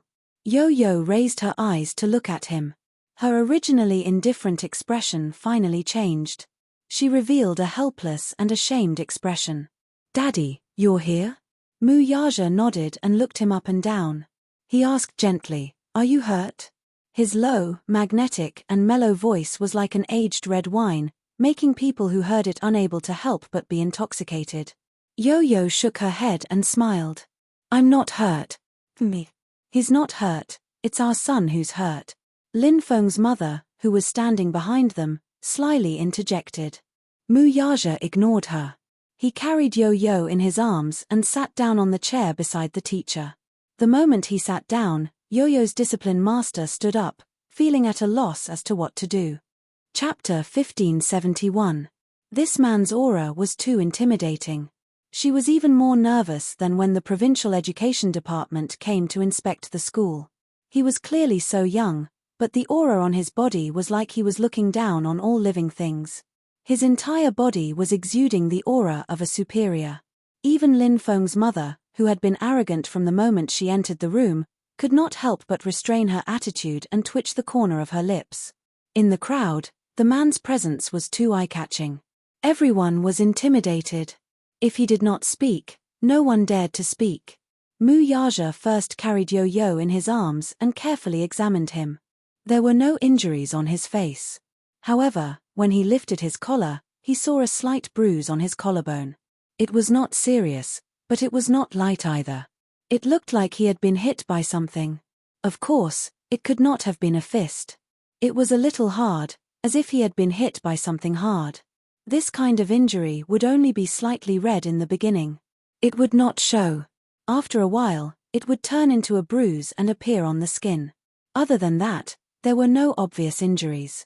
Compared to Yo-Yo, the other child's injury was obviously more serious. When he was carried in his arms, he looked at Yo-Yo with eyes full of grievance and hatred. It was obvious that these two children had been through an unfriendly war. However, in this war, Yo-Yo was obviously the one who had the upper hand. In the past, he had a weak body and would have been at a disadvantage if he fought with other children. However, during this period of time, he had learned some defensive skills from Xiao Chen. To Xiao Chen, what he had taught him was just the basics. However, for a child of his age, this kind of skill was incomparably terrifying. Yo-Yo was in a daze as he allowed Mu Yaja to examine him carefully. A strange warmth arose from the bottom of his heart. He had not expected this man to suddenly appear in the school. After this incident, the Dean of Academic Affairs had asked him for his parents' number to contact the parents to come to the school. The first thing he had done was give him Li Hanlin's number. However, Li Hanlin had been exposed when he called him. The dean was furious and asked for his number again. Yo-Yo thought about it, but did not give Yun Shusha any information. Mommy is on set now. She must be very busy. Moreover, she was a public figure now. She could not appear in such an occasion. Where's Daddy? He must be very busy, right? Would he come? Knowing that he was in trouble, would he rush over to help him deal with it? In fact, such a matter could have been handled by Li Hanlin, but for some reason, he handed over Mu Yaja's number. Unexpectedly, he arrived in less than half an hour. He must have rushed to the school as soon as he received the call. Yo-Yo's heart warmed and she couldn't help but snuggle into his embrace. For the first time in his life, he felt that he had someone to rely on. He thought to himself, it feels good to have a backer. It was a good feeling to be surprised. After Mu Yaja finished checking, he felt relieved. Yo-Yo was not injured, which was the best result. As for what exactly had happened, He was not too concerned. He only knew that he should trust his son. He understood Yo-Yo's character. He would not have any conflict with a child of his age. Chapter 1572. In Yo-Yo's heart, these children were innocent and immature, so he always gave in to them. However, this did not mean that he would not ask about it. Mu-Yaja asked, "Yo-Yo, what's the matter? Explain it to me." Without waiting for Yo-Yo to speak, the woman at the side nagged, "What else can it be? You're Yun Tianyo's father, right? Your son injured my son. Let's see how you're going to explain this to my family. Give me an explanation." Mu-Yaja raised a brow in displeasure and raised his head. His eyes, however, instantly turned cold and frosty. "It's not polite to interrupt, is it?" The woman said unhappily, "Didn't you want to ask what's going on? Let me tell you, then. I'm asking my son, not you." Mu-Yaja looked at her expressionlessly. His cold and sharp eyes were as sharp as ice blades. "So, don't interrupt. You." The woman widened her eyes in anger and looked at him in disbelief. She then said to the discipline master, "Teacher, look at him. This person. He's so rude." The discipline master, however, was secretly criticizing her. "Who's the rude one here?" Yo-Yo's father had always been calm. From the moment he entered the room, he gave off an elegant demeanor.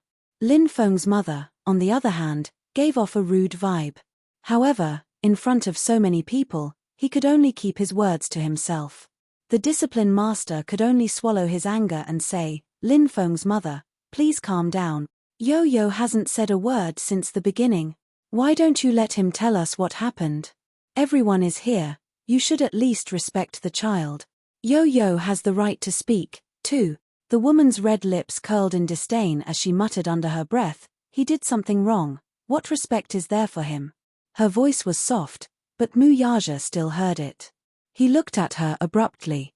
His eyes were as piercing as icicles. The woman felt as if she was being pricked by needles, and her hair stood on end. She glanced at Mu-Yaja, only to see his frighteningly cold face. She shuddered in fear and did not dare to act rashly for a moment. The discipline master patiently asked, "Yo-Yo, tell us what happened." "Nothing. I fought with him, but he's stupid and couldn't win. It's impossible for our Lin Feng to hit others." She pointed at him and said ferociously, "Teacher Yuan, Lin Feng has always been a good boy. He gets along well with all the other children in the class. He loves each other. He loves each other. Look at him, at such a young age, at such a young age." As soon as she finished speaking, Lin Feng, who was in her arms, burst into tears again. He was really good at acting. Yu raised a brow but did not explain further. Instead, his lips curled into a sinister smile. The unruly curve of his lips was very similar to his father's. "You didn't hit me." He paused and muttered to himself for a moment before saying viciously, "Oh, you didn't hit me. Then I was bitten by a dog." The discipline master immediately stopped him. "Yo-Yo, don't talk nonsense." "Oh." Yo-Yo shrugged and obediently stopped talking. He did not want to lower himself to the same level as a childish guy. Anyway, he admitted that he had hit him. Chapter 1573. His mother had taught him from a young age that he could not lie. At the same time, as a man, he had to bear the consequences of his actions. He had to be responsible and responsible. He had always kept that in mind. He had never forgotten it. Mu-Yaja asked again, "Who started it?" "Him." Yo-Yo pursed her lips. "He started it?" "Yes." "Then you fought back?" Yo-Yo said truthfully, "Yes, he started it. He hit me with a pencil case. I was in pain, so I fought back." "So you injured him?" Mu-Yaja's gaze was deep. Yo-Yo stuck her tongue out and nodded. She did not forget to explain seriously, "Daddy, it was legitimate self-defense." The man immediately raised his head and saw Mrs. Lin flatly deny, "Our Feng didn't start it. It's clearly your son who started it. He doesn't admit it and even hit back. He's slandering us." After saying that, she rubbed the child's cheeks with heartache. Even though the child's forehead was bandaged, blood was still seeping out. It was a tragic scene. "Sigh, my baby Feng has never been wronged like this since he was young. I don't know if this injury will heal or not. Will it leave a scar? It's on his face. Teacher Yuan said, Mrs. Lin, the injury on Lin Feng's forehead is not serious. Maybe it will heal in a few days. It probably won't leave a scar. The wound is quite shallow. Let's not make it so embarrassing. Harmony is the most important thing, right? Harmony is the most important thing. Mrs. Lin frowned. Teacher Yuan, it's easy for you to say that. Harmony is the most important thing. You say that the wound is shallow. Oh, it's not serious. It's not serious because it's not serious. So we're just going to let it go. Fine. If you're going to let it go, call his son over and beat him up for our Feng. Let's just let it go. When Teacher Yuan heard that, her expression froze. This Mrs. Lin was too much. How could she say that? It was just a child. How could she make things difficult for a child? Hit my son. When Mu Yaja heard this, he laughed coldly. I'd like to see who dares to touch a single strand of my son's hair. His words were not harsh, and his voice was not loud. He had a smile on his face, but he was imposing without being angry. When these words came out, everyone who heard them felt their scalps go numb. Their children don't know their manners, but their parents don't know either. Yo-Yo said, Daddy, don't lower yourself to their level. There are so many pairs of eyes in the class who made the first move. What's there to quibble about? Lin Feng attacked first. I let him have his way at first, but he became more and more aggressive, so I had to fight back. In the end, he made the first move, but in the end, he still couldn't beat me. How promising. Frightened by his words, the teacher hurriedly stopped him. Yu, don't talk so much. She had always known that Yun Tianyu was a mature child who surpassed his peers. He was responsible, and humorous. Although he was not the oldest in the class in terms of age, the other children treated him as a big brother. Therefore, she had a good impression of him from the bottom of her heart. Alas, Lin Feng's mother was not easy to get along with. She knew Mrs. Lin better. She was extreme, mean, and had an unforgiving tongue. Her words were especially tricky. Chapter 1574. It was said that he was a judge in the city's supervision department and had a lot of power. Therefore, Teacher Yuan didn't want Yo-Yo to offend such a powerful family. She had a good impression of Yo-Yo. Yo-Yo didn't buy it. Teacher Yuan, didn't you say that you would handle this fairly? I was just telling the truth. Teacher, do you believe me? Of course she believed him. Teacher Yuan had a complicated expression. She looked at Mrs. Lin and then at Yo-Yo. After weighing the pros and cons, she sighed, Yo-Yo, I believe you.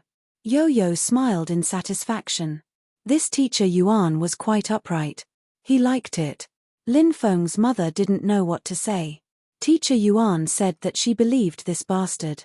What did that make her? So, after half a day, she had become a clown? Lin Feng's mother gritted her teeth and threatened, Teacher Yuan, you have to be responsible for what you say. You don't have any evidence. How can you make such assertions based on the words of a few children? What you hear may be false, but seeing is believing. Did you see it? Yo-Yo asked. Interesting. You didn't see it either. What makes you say that? But you can't beat Feng up like that. Mrs. Lin shouted hysterically. Her voice was so loud that it shook the office. Teacher Yuan was embarrassed. On the one hand, Yo-Yo's words were obviously more tenable. Logically speaking, this matter was very simple to resolve. Both sides just needed to communicate and apologize to each other. After all, the conflict between children was just a matter of the past. Maybe tomorrow, it would be over with a smile. However, Lin Feng's mother wasn't easy to talk to. She was even more serious than the children and kept asking for an explanation. What explanation could she ask from a child? Therefore, she said, Mrs. Lin, it's normal for children to fight. It's not a big deal. Lin Feng is injured and so is Yo-Yo. I've understood the situation before. Indeed, as Yo-Yo said, everyone saw that Lin Feng was the one who started the fight. Still, the boy was in the wrong in this matter. He should not have been so heavy-handed. Lin Feng is also in the wrong, he shouldn't have hit him first. Therefore, Both sides should apologize to each other. Let's end the matter here. Impossible. Mrs. Lin reprimanded. It's not over. Teacher Yuan, you're obviously biased toward Yun Tianyu. I don't care. Anyway, you must get Yo-Yo's father to give you an explanation for today's matter. Otherwise, when my husband comes to school later, don't blame the scene for being too ugly. These words were clearly a threat. He was clearly threatening Teacher Yuan. Mrs. Lin actually didn't care who was right or wrong. Her child had been injured and wronged, and that was something the heavens couldn't tolerate. Furthermore, she had previously caused such a ruckus in the teaching office. Under so many pairs of eyes, how could she admit defeat? There was no way out of this matter. It was impossible for her to apologize. Hence, she said those harsh words. Teacher Yuan helplessly glanced at another teacher. That teacher understood tacitly and immediately stood up. He took Lin Feng's mother and the other family members to another office and comforted them. After the door was closed, only a few teachers were left in the spacious office. Chapter 1575. Yo-Yo sat calmly in Mu Yaja's arms. Mu Yaja, on the other hand, was expressionless as he watched the drama unfold. Teacher Yuan sat beside Mu Yaja and poured him a cup of tea. Then, she started to prepare him mentally. Yo-Yo's father, is this your first time coming to school? Why didn't I see you when school started? I didn't see Yo-Yo's mother either. We were busy and neglected you. I'm sorry. Mu Yaja narrowed his eyes and glossed over it with a few words. Teacher Yuan's heart skipped a beat. This man's voice was so pleasant to the ears. If not for the fact that he was taken, she would have fallen in love with him. Yo-Yo looked up and saw a flash of admiration and shyness in Teacher Yuan's eyes. She could not help but twitch her lips. F***CK. What was going on? Yo-Yo's father, since you're here, why don't you register your name? Teacher Yuan took out the name list. The school would make a contact book for each child. However, Yo-Yo's parents' information was not registered. Hence, the school had been urging the child's parents to come to school. In fact, Li Hanlin had come to school when school started. However, because the information did not match, the name list was cleared. Mu Yaja held a pen and scribbled on the name list. Finally, he signed his name. Teacher Yuan glanced at it and was shocked. Your surname is Mu? Yes. She was a little surprised and said, oh, so Yo-Yo doesn't follow your surname? Mu Yaja looked up disapprovingly and asked, does it matter whose surname he follows? Teacher Yuan was speechless. She exchanged a few pleasantries and said, of course, it doesn't matter whose surname he follows. His mother is busy. If there's anything in the future, you can contact me directly. Okay. Teacher Yuan paused and then asked tentatively, so, Yo-Yo's father, how do you intend to deal with this matter? I'll deal with it as I should. Teacher Yuan hesitated and moved closer to him. She lowered her voice and said, Yo-Yo's father, there's something I have to tell you. Lin Feng's father and mother are not simple people. I, on the other hand, am very fond of you. Everyone is very regretful that this has happened. But since it happened, we should think of a solution. But you should know that there's no such thing as absolute fairness and justice in this world. Actually, you should not have offended Lin Feng's mother this time. She's mother is the most troublesome person's mother's father. When it comes to Lin Feng, she's unreasonable. She's from a powerful family. We can't do anything to her.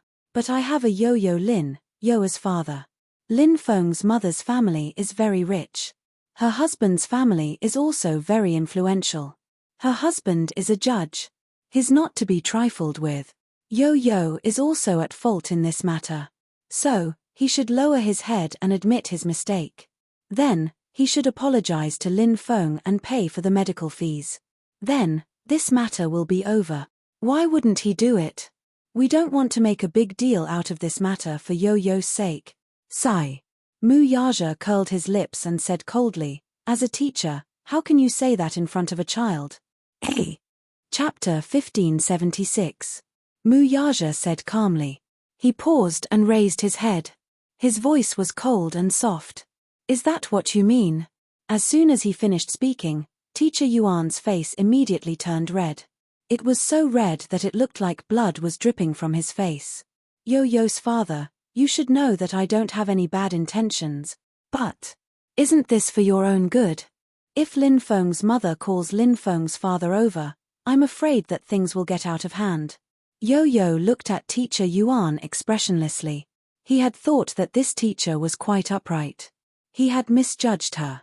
He wouldn't apologize. Even if he had to apologize and admit his mistakes, Lin Feng should apologize to him first, as he was also in the wrong. That was the basic principle. Mu Yaja didn't think that Teacher Yuan was saying that for Yo-Yo's sake. Immoral values. Did she think that by saying that, she would be able to give the child the best education? She had to admit her mistakes when she did something wrong. But that didn't mean that whoever had a stronger family background or a stronger father would have to bow down to the other party. That didn't make sense. Hence, Mu Yaja narrowed his eyes and said coldly, the child is still young. I hope that the education he receives will at least be immoral. Teacher Yuan's words just now are disappointing. Yo-Yo's father, please don't misunderstand. I really like Yo-Yo. I'm only saying that for your sake. Mu Yaja interrupted her. There's no need for you to think that way. Teacher Yuan's face revealed a dejected expression. Yo-Yo said, Teacher Yuan, I didn't do anything wrong. Why should I apologize? Lin Feng was the one who attacked me first. I was just defending myself. The injury on his forehead wasn't caused by me. So, why should I apologize? Yo-Yo. Teacher Yuan was helpless. Why did Lin Feng hit you for no reason? I heard from my classmates that it was because you said harsh words that provoked him, so he was unable to restrain his anger and hit you. You shouldn't have scolded him and angered him. I didn't scold anyone. Yo-Yo said innocently with a kind expression. Lin Feng had been humiliated and infuriated, so he had attacked first. At this point, Mu Yaja focused on the main point. Why did you have a conflict? Yo-Yo suddenly pursed her lips and stopped talking. There can't be a conflict for no reason. Mu Yaja hugged his son's shoulders and said patiently, tell Daddy, What is the reason? All right, I'll tell you. Helplessly sucking in a deep breath of cold air, he answered, that's because he insulted me and Mommy. The reason why Yo-Yo had insulted him was because Lin Feng had spoken rudely first. Yo-Yo and Lin Feng were in the same class when they were in kindergarten. At that time, Lin Feng and Yo-Yo didn't like each other. Everyone in the class, regardless of gender, liked to play with Yo-Yo. They stuck to him and said Yo-Yo long and Yo-Yo short all the time. However, no one was willing to play with him. Lin Feng was used to being spoiled at home. Therefore, he was arrogant and had a strong physique. Many children stayed away from him. Chapter 1577. Yo-Yo could not gain any advantage over the tall and burly Lin Feng. At that time, the kindergarten teachers knew very well that they could not afford to offend Lin Feng's parents. In comparison, Yo-Yo was much easier to bully. After all, who would look up to a single-parent family? Everyone saw the mother and son pair as small fries. Who would be willing to offend someone whom they could not afford to offend for Yo-Yo? The neighbors in the neighborhood mocked and ridiculed Yun Shusha, not to mention the snobbish teachers in the kindergarten. Because Lin Feng wasn't an ordinary child, the teachers didn't dare neglect him. Regarding this matter, they dealt with it as if it was a small matter, and a small matter was nothing. Yo-Yo felt extremely aggrieved, but he could not say anything. After he got injured, he did not dare to say anything to Yun Shusha. Even when he took a bath and treated his wound, he did it secretly. Firstly, he was worried that his mother would be sad if she saw it. Secondly, he was afraid that his mother would find him in school. Lin Feng's family background was special. At that time, their family background was average and could not be compared to his. It was also from then on that Yo-Yo made up his mind to become stronger and let his mother live a happy life in this world where the strong preyed on the weak. That was what he thought, and he did it. Now, not to mention his father, even with his own strength, he did not need to be wary of Lin Feng's family background. Teacher Yuan, on the other hand, had good intentions. She was afraid that Lin Feng's parents would not let this matter go and continue to pester them. She tried every possible way to turn this matter into a small matter, which would make it easier for her. In the end, it was Mu Yaja who gave her the cold shoulder. Feeling aggrieved, she pursed her lips with an ugly expression. How did he insult you and Mommy? Mu Yaja pressed on. Yun Tianyu pondered for a moment before telling her everything. It turned out that Lin Feng's mother had known Yun Shusha since they were in kindergarten. The two had gotten into an argument during the parent-teacher meeting because, in front of Yun Shusha, Lin Feng had said to Yu, "You're a vile spawn with a mother but no father." For Lin Feng to say such words, it wasn't a bad thing. What could a child understand? Lin Feng had probably been taught to say such things by his parents. Lin Feng's mother knew that Yo-Yo grew up in a single-parent family. He only had a mother and no father. Therefore, whenever Lin Feng mentioned Yo-Yo, his mother would say, "Don't bother with that bastard who has a mother and no father." Children born from single-parent families have very perverted personalities. When Lin Feng heard that, he remembered Yo-Yo. His impression of Yo-Yo had been influenced by his mother. She had given birth to Yo-Yo without a father. Yo-Yo immediately scolded, "She's better than that old hag of yours." She had said that in front of Lin Feng's mother. She had said it on purpose. When Lin Feng's mother heard that, she slapped Yo-Yo on the spot. When Yun Shusha saw that, how could she bear to see her precious baby being wronged? She immediately slapped Lin Feng's mother in return. The two quarreled in front of so many parents until their faces turned red. This was the first time Yun Shusha had lost control like this. She was so agitated that her whole body trembled. In the end, the principal rushed over and stopped this farce. However, this feud was formed just like that. Chapter 1578. First, he asked in a strange tone, "Is your mommy coming to the parent-teacher conference today?" Yo-Yo did not raise his head and said indifferently, "My mommy isn't coming." Lin Feng was about to sneer at him when Yo-Yo said, "My daddy is coming." Lin Feng's eyes widened. "I thought you didn't have a daddy?" His mother had always told him that Yo-Yo did not have a father, but he said that his father would come to the parent-teacher conference. Could it be that he was bragging? Yo-Yo did not pay much attention to him. He did not want to talk to him. However, as soon as class ended, the classroom was filled with gossip about him. Lin Feng went around and told the other children that Yo-Yo only had a mommy and did not have a daddy. Yo-Yo said that his daddy would come to the parent-teacher conference in the afternoon. If he was not bragging, then his mommy must have found a wild man outside. When Yo-Yo heard this, he immediately went to Lin Feng to argue. Of course, Lin Feng was not as eloquent as Yo-Yo. After a few arguments, he was at a disadvantage. In a moment of anger, he raised his fist and punched him. In the past, Yo-Yo would not have been able to win against him. However, after the summer break, he had learned some fighting skills from Xiao Chen.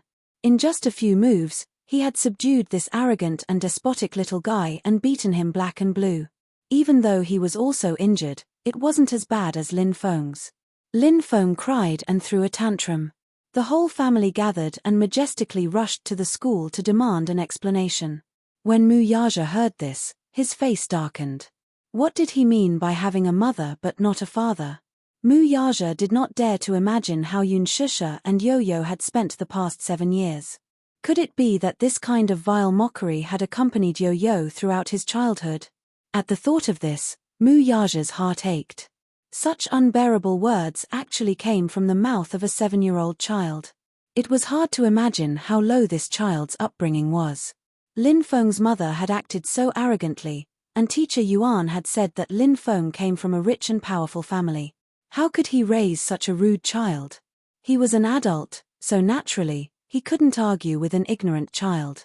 For a child to have such a good upbringing, it was all because of the parents' education. Hearing this, Mu Yaja let out a cold snort. His eyes glinted as he said coldly, "Yo-Yo, you didn't do anything wrong." These words were undoubtedly meant for Yuan Laroche to hear. At the same time, it also expressed his stance and attitude. His child did not need to apologize to anyone. The other party had insulted him and attacked him first. Regardless of whether it was due to emotion or reason, his son had merely used a legitimate form of defense. What was wrong with that? When teacher Yuan heard this, his face turned red. He wanted to say something but stopped himself. He didn't know what to say. Chapter 1579. Pausing for a moment, Teacher Yuan explained sincerely, everyone says that a school is a place to educate and educate. In the process of education, as a teacher, we do need to take up the responsibility of educating our children. But this responsibility is a responsibility, and as a parent, we have to shoulder it. In school, the 4 seasons of the year, 2 semesters, 7 hours a day. The rest of the time, we spend with our parents. In terms of education, parents also have an undeniable responsibility, but as you know, which child these days isn't precious? If the teachers are strict with their education, those parents who dote on their children will trample over the school's threshold. Especially Lin Feng's parents, they are especially tricky and cannot be provoked. I don't know how to educate them, I can only do my part. But in this aspect, I especially like Yo-Yo. Yo-Yo is young, but he is very mature and sensible. In class, he is obedient and respectful to his teachers. I especially like him. So, as a teacher, I can only hope that you don't let your child suffer too much in this aspect. More importantly, I don't want you to offend the Lin family. Maybe you will say that I am snobbish, but this is the cruel reality of society. I really have no choice. I am doing this for Yo-Yo's sake. This long speech sounded sincere, but Mu Yaja felt that it was too laughable and pompous. This kind of reason was not valid at all. Yo-Yo's face was also cold. From the beginning to the end, he remained silent and did not say a word. As he watched Teacher Yuan patiently persuade him, he felt that it was ridiculous. Did you know why he worked so hard? He worked so hard to live a life far away from these idiots. Yo-Yo pursed his lips and said unhappily, Teacher Yuan, I don't like what you are saying. What do you mean by can't afford to offend them? Yo-Yo, why are you disobedient? Teacher Yuan was so angry that she was about to cry. She helplessly glared at him. She sighed, turned her head and said to Mu Yaja, Yo-Yo and Lin Feng don't see eye to eye. Wait until we resolve this peacefully. I'll see if we can separate Yo-Yo and Lin Feng. Then, we'll be in different classes. Anyway, I think that Yo-Yo is a very likable child. No matter which class he is in, the children are all willing to play with him. But this Lin Feng is an accident. Class allocation? The corners of Mu Yaja's lips curled up coldly. I don't think there's a need to divide classes. After today's incident, he would transfer Yo-Yo to the same school as Xiao Chen. Yo-Yo went to this primary school because of the school district. Because of Yo-Yo's household registration, he went to this primary school. He didn't expect that the teachers in this school were so bad. Coincidentally, he was transferred to the same primary school as Xiao Chen. The 2 brothers could be companions and take care of each other. Compared to Yo-Yo, Xiao Chen was like the king of the mountain in school. Perhaps it was because he was handsome, so all the girls liked him. Perhaps it was also because he had a strong physique, so all the boys in the school admired him and were willing to be his fans. Xiao Chen's school was funded by an education corporation that was working with Mu Group. Mu Group had also invested a large sum of money in the education of the teachers. The standards of the education were outstanding. In addition, with Xiao Chen taking care of him, Yo-Yo didn't have to worry about being bullied. Chapter 1580. Teacher Yuan looked surprised. She couldn't hold it in any longer and said bluntly, Yo-Yo's father, I'll be honest with you. Previously, there was another child who didn't get along with Lin Feng. The parents of the 2 children got into a fight because of everyone. In the end, both parents refused to back down. In the end, Lin Feng's father stepped in and used some tricks. In the end, the child had no choice but to transfer to another school. That's why I told you not to go against the Lin family. Mu Yaja closed his eyes impatiently. He couldn't control himself and was about to explode when he heard Teacher Yuan's words. The door was suddenly pushed open. It was the principal of the school. She hadn't expected that the principal would be alarmed by this incident. Teacher Yuan stood up in shock. She said in a trembling voice, Principal Wu, why are you here? This is. Principal Wu glanced at Mu Yaja and asked. This is Yo-Yo's father, Mr. Mu. "Oh, nice to meet you, Mr. Mu." Principal Wu greeted him indifferently. Then, he regained his solemn expression and said, "Teacher Yuan, please come to my office for a moment." After saying that, he turned around and left. Teacher Yuan suddenly felt uneasy. She said goodbye to Mu Yaja and left in a hurry. The moment the door closed, Yo-Yo suddenly covered the back of Mu Yaja's hand. "Daddy, why did you come to school? I remember that you have a meeting in the morning. Why don't you go back to work? I'll take care of things here. It won't be a problem." Yo-Yo was considerate of him. He didn't want to delay his trip. Mu Yaja lowered his head and looked at him with his deep eyes. He asked coldly, "Has it always been like this?" "Huh. Everyone says that about you." Yo-Yo was stunned. He was probably referring to the fact that for the past few years, people had been saying that he had a mother but no father. He didn't want to talk about it. He only said, "They all think that I'm an illegitimate child." Illegitimate child? Mu Yaja suddenly sounded a little angry. "Mommy didn't explain." "How do you explain that? It's obviously a humiliation. If Mommy tries to explain, wouldn't she be asking for humiliation?" Yo-Yo sighed. "Actually, it's not their fault." "Why?" "That's because even I myself thought that they were right." Yo-Yo had always thought that he was an illegitimate child, the kind that could not be exposed to the public. Even so, he didn't blame his mother at all. He was very grateful. If it wasn't for his mommy, he wouldn't have been able to see such a beautiful world. It was his mommy who raised him. No matter how others slandered him or looked at him coldly, he did not care at all. The only one he cared about was his mommy.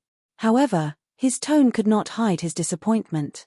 Mu Yaja's heart was violently shaken. He immediately blurted out, "You're not." Mu Yaja gently caressed his little face. "Yo-Yo, you're not an illegitimate child. You've never been one." He was anxious to let this little guy know that he was not an illegitimate child. He was not someone who could not be exposed to the public. "Daddy really didn't know about your existence for the past 6 years." When Mu Yaja thought about how Yo-Yo had talked about those humiliating things in such a calm tone, he felt as if his heart had been pierced by a sharp sword. Yes, his heart ached. His heart ached for Yun Shusha. Chapter 1581. The guilt in his heart made him feel a little unbearable. He suddenly felt that he could never make up for the past 7 years of emptiness. Yo-Yo was only 7 years old. He should have had a beautiful and carefree childhood, but because of the lack of fatherly love, he had suffered so much. He didn't dare to imagine how painful it must be for a child to face such mockery and ridicule. Mu Yaja gently caressed Yo-Yo's rosy cheeks, his slender fingers brushing against his delicate skin.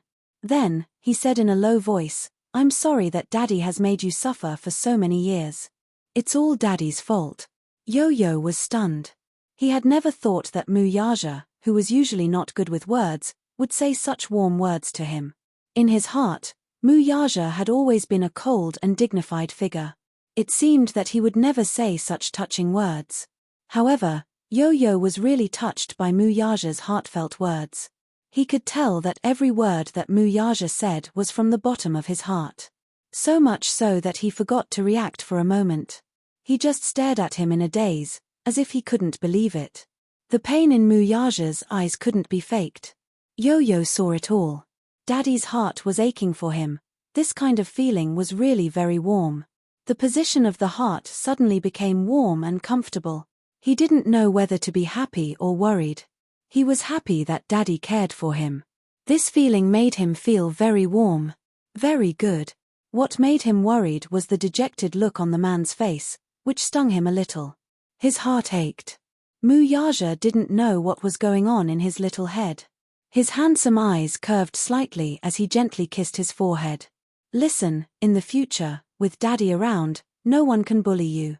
Yu, on the other hand, smiled when he heard that. An unconcealable smile appeared on his adorable little face. Mu Yaja was stunned. "What are you smiling about?" Yu stopped smiling and raised his head to look at him. Pursing his lips, he opened up his heart to him, which was a rare sight to see. "Daddy, do you know? I'm so happy that you're here today."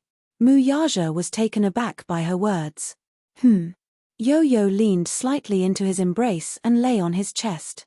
At an angle that Mu Yaja couldn't see, the tenderness in his eyes seemed to overflow. He took the initiative to throw himself into the man's arms, but the latter's body inadvertently stiffened a little. Yo-Yo actually hugged him. In the past. In his heart, he was actually a little excited. His son had hugged him. This was probably the highest reward. Yo-Yo. After a moment's pause for a moment, his. This kind of hug was rare and precious. Daddy, do you know? I hope that you'll be the one to attend the parent-teacher conference, not Mommy. Okay, I promise you that I'll attend your parent-teacher conferences in the future. His promise was as solemn as a vow made at a wedding. His expression was solemn and respectful. This time, however, Yu was so amused that he lost his cool. Daddy, you're so serious. You're so cute. Mu Yaja. Actually, in the past, Mommy and I relied on each other for survival and were always looked down upon. I didn't feel wronged, I just felt indignant. Chapter 1582.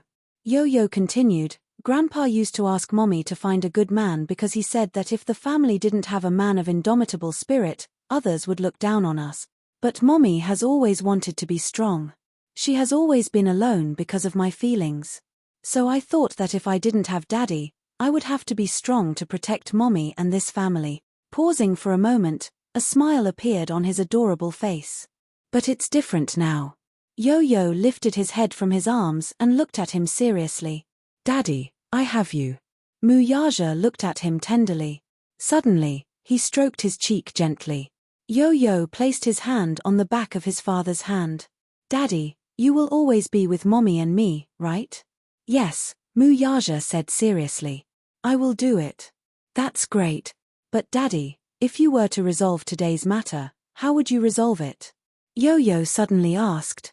He was a little curious about how his father would resolve this matter.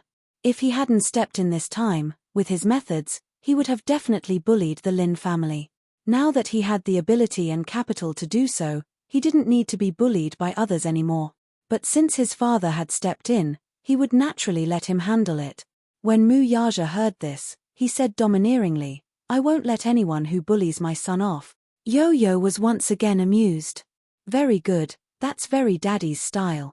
As he spoke, he suddenly asked quietly, do you know why that brat Lin Feng doesn't see eye to eye with me? Why? Because he has a crush on a girl in class. She's always following me around all day long. That brat is probably jealous, so he's always looking for trouble with me. Yo-Yo's tone was as mature as an adult's. It didn't match his adorable appearance at all. Mu Yaja's lips twitched violently. He was still so young, but he already had the entanglement of love and hate in the adult world. Kids these days are so precocious. Because of a girl, he actually started to imitate adults to fight for a girl's affection. Are there many girls who like you in class? Mu Yaja brought up Yo-Yo's troubles. He let out a melancholy sigh, and the expression on his face instantly turned gloomy. Yeah, a lot. It's very annoying, isn't it great? Mu Yaja was very satisfied. Just like me back then. What's so good about it? Those girls are always chattering around me. I don't like it at all. Yo-Yo said honestly, I like quiet girls. He liked quiet girls, but he didn't like girls who always surrounded him and weren't reserved at all. Although children at this age might not know anything about love, they simply liked him and wanted to play with him because they were moved. But there were too many people chasing after him, and he couldn't handle it. The girl whom Lin Feng liked was recognized as the cutest girl in the class. He had been in love with her for a long time, but compared to the filthy Lin Feng who played all day long, she preferred the elegantly dressed Yu, who looked like a little prince. Because of this, many girls in class were jealous of Yo-Yo. Chapter 1583. As the father and son were talking, the door was pushed open. The principal led Lin Feng's mother and Lin Feng into the room, followed by teacher Yuan. The father and son raised their heads and saw Lin Feng's mother glaring at them like a tiger watching its prey. It seemed like the principal and Lin Feng's mother had reached a consensus. They were on the same side. As soon as they entered the room, Lin Feng's mother's expression was even more domineering than before.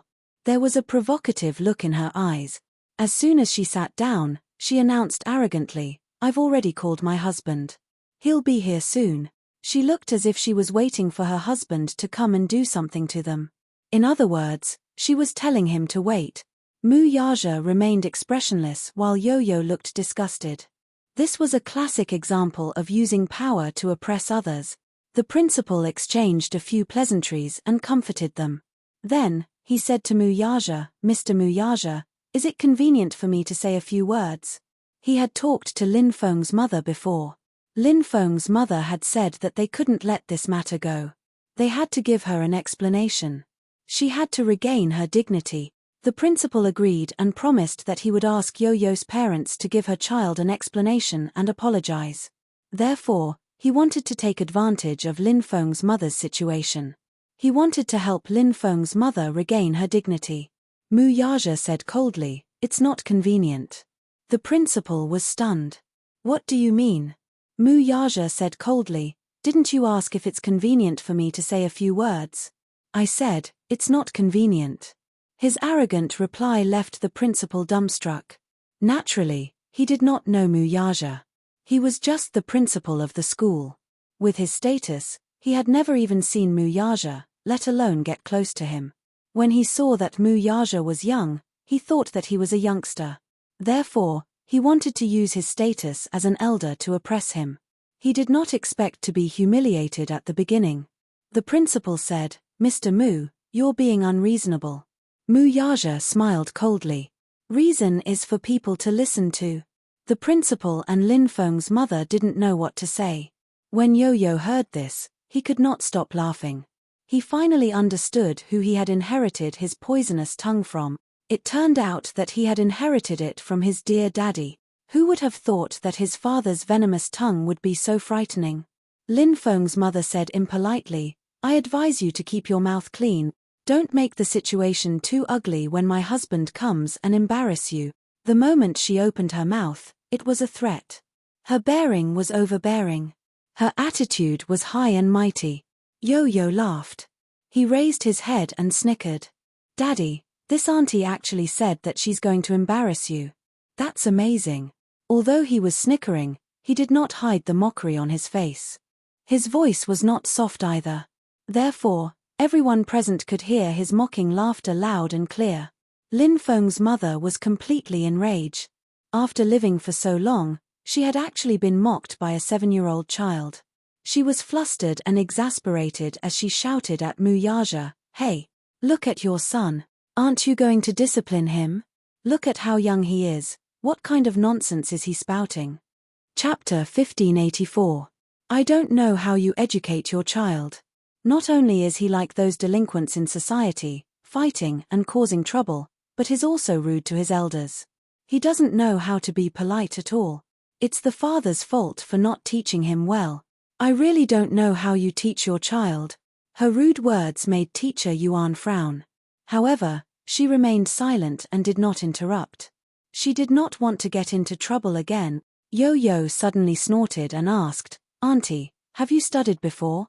"What do you mean?" Yo-Yo said coldly, "I just want to ask, do you know what the idiom frog in a well means?" Lin Feng's mother was furious. Yo-Yo smiled, "Look at your expression. You don't know what this idiom means, right? Sigh, you're so uncultured. She turned to Mu Yaja, "Why don't you teach him a lesson?" Mu Yaja acted as if he did not hear her. He lowered his head and pinched Yo-Yo's cheek. "Good son, don't tell the truth." But Yo-Yo was amused. However, he looked disgusted. "Daddy, the teacher has always taught us that good children don't lie." He paused and continued, "Auntie, it was your good son who started it. As the saying goes, don't do to others what you don't want done to you. You're accusing me of violence and fighting, but why don't you think about it? It was clearly your good son who started it. Even if it was school violence, it wasn't caused by me.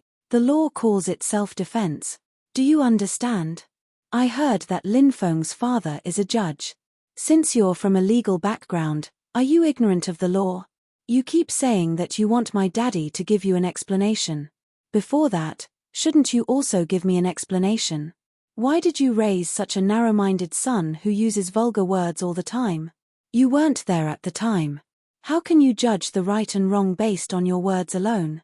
It's not up to you to decide whether I discipline him well or not, right? Before you say such things, you should look at your own status. Don't make a fool of yourself. You're really, really disgraceful. Lin Feng's mother was furious. She thought to herself, this father and son are really refusing a toast only to be forced to drink a forfeit. I've said all the good things I want to say. Don't refuse a toast only to be forced to drink a forfeit. The son is so arrogant, and the father is also so arrogant. Aren't you afraid of suffering in this society? As she scolded the man, she nagged like a shrew on the streets. I'll give you one more chance. Are you apologizing or not? Haha. But there's no use your apology now. I want you to bring the child to my house and apologize in person. Otherwise, I won't acknowledge this debt. Oh! Mu Yaja sneered, his lips curling into a cold, impatient smile. Madam Lin, are you threatening me? Chapter 1585. She was starting to get excited. Therefore, some unpleasant words came out of her mouth. As the saying goes, nothing can be accomplished without rules. Mr. Mu, you should have heard of this saying before. If you do something wrong, as a parent, shouldn't you apologize? Let's put aside the fact that your son injured my baby. Shouldn't you teach your son a lesson for saying such outrageous things? Auntie, you should know that when a child does something wrong, he should be taught a lesson. Why don't you teach your child well? As for me, you don't have to worry about me. Lin Feng's mother was trembling with anger after hearing Yo-Yo's words. She suddenly stood up and walked out of the door. She picked up her phone and made a call. As they were separated by a door, no one knew who she was calling. However, they could vaguely hear her angry voice. Where are you? Husband, come here quickly. Let's teach this father and son who don't know the immensity of heaven and earth a lesson. Mu Yaja's hearing was amazing, so he caught her words. His lips curled up coldly, but it was a smile. When Lin Feng's mother returned to the office, she was even more arrogant than before. She looked as if she was looking down on everyone. Her eyes were full of contempt and mockery. I don't want to reason with you. My husband will be here soon. If you have anything to say it to him directly. Hee. Don't blame me for not reminding you.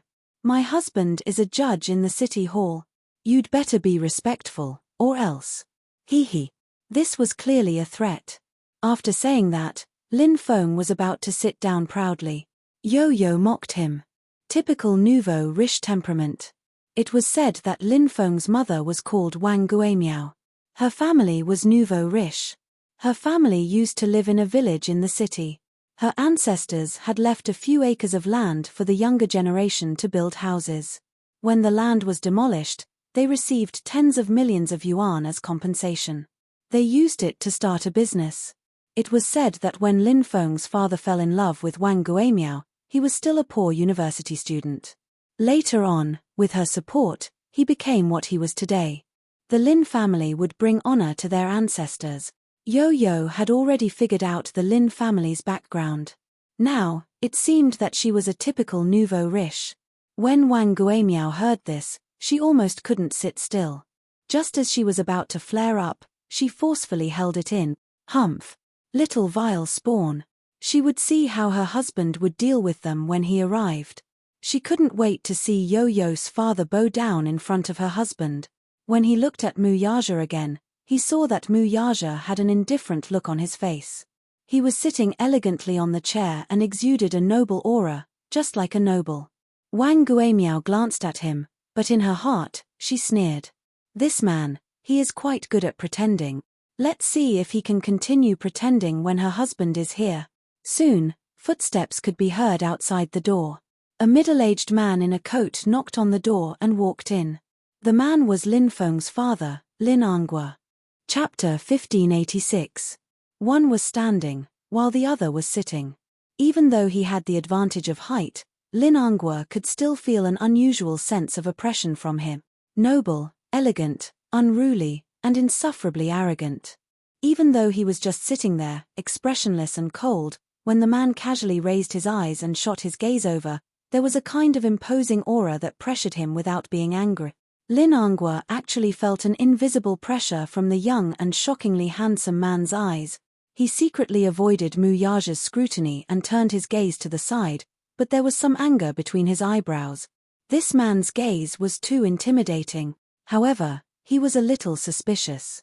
This man looked very familiar, as if he had seen him somewhere before. However, his impression of him was not too deep. This time, he had taken some time off from his busy case, so his mind was still a little muddled. Seeing that it was him, the principal immediately stood up. His expression changed.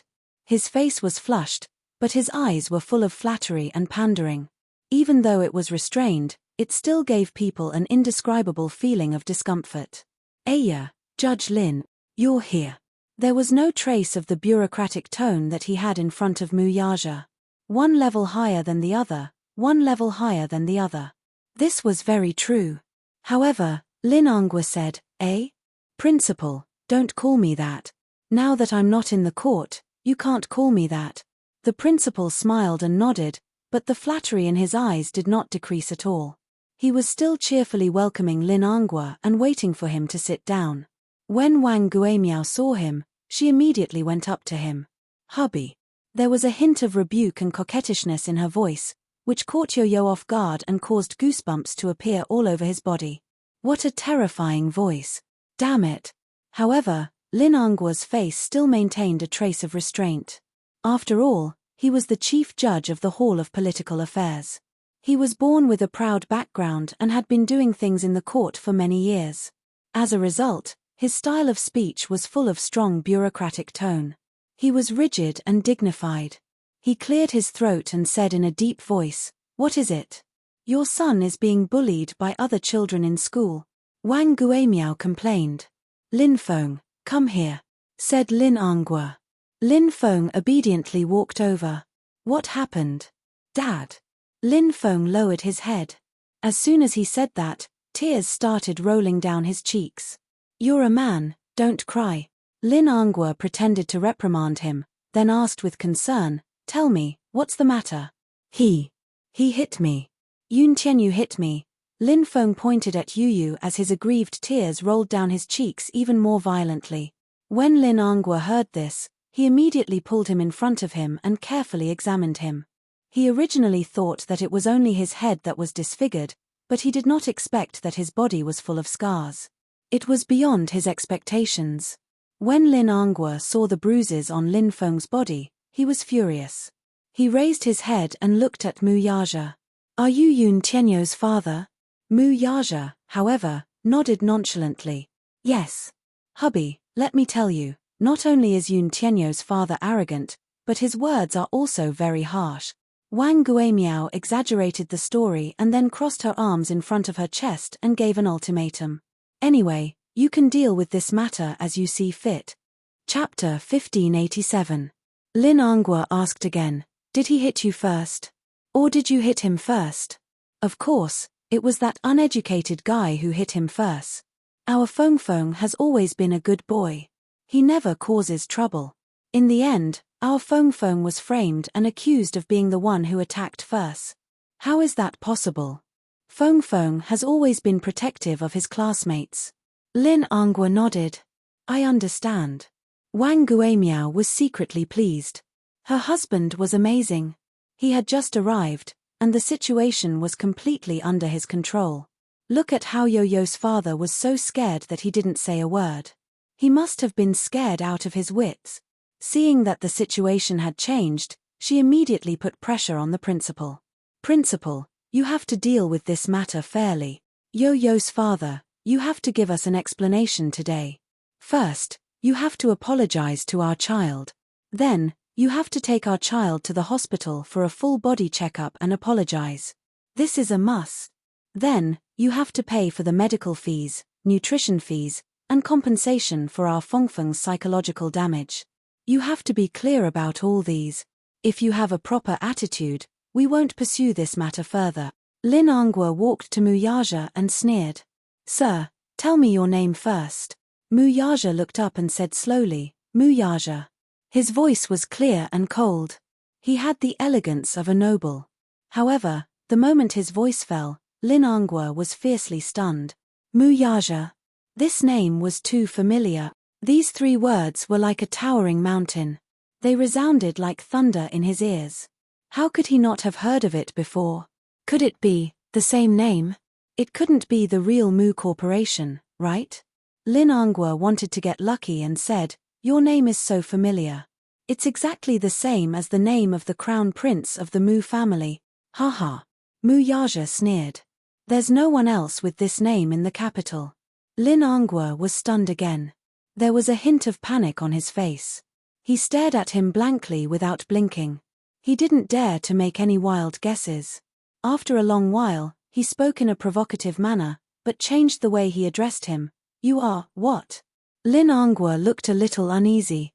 "Are you the Chairman Mu of the Mu Corporation?" Mu Yaja was a little impatient. "You asked for my name, and I'll tell you. If you have anything to say, just say it. Don't waste my time.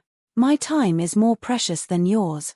As soon as he finished speaking, Lin Angua's eyes widened and he staggered back a step.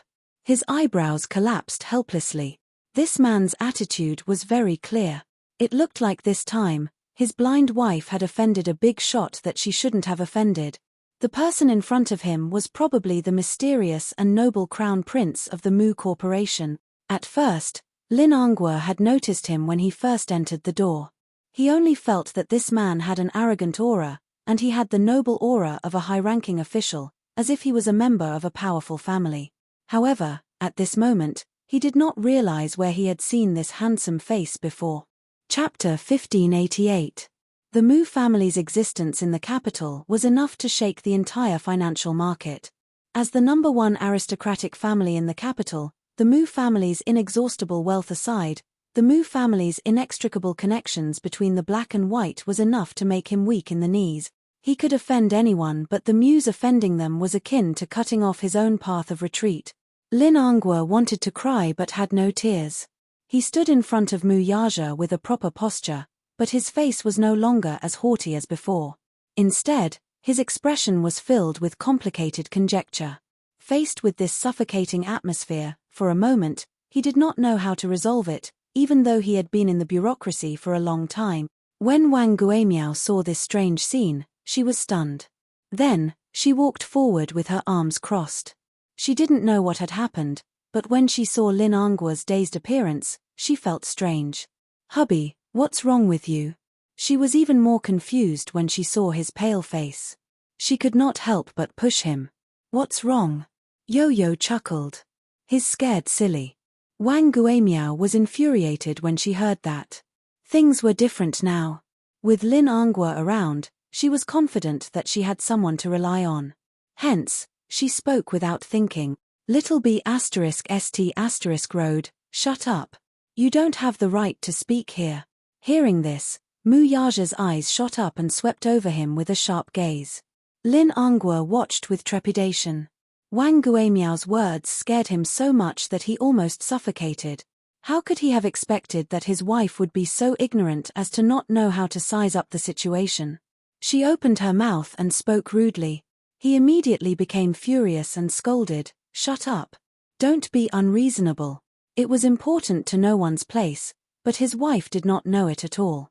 Thinking that he was teaching Yun Tianyu a lesson for her, she echoed, "That's right. Shut up." Yo-Yo suddenly felt like laughing as he looked at his wife as if she were a pitiful worm.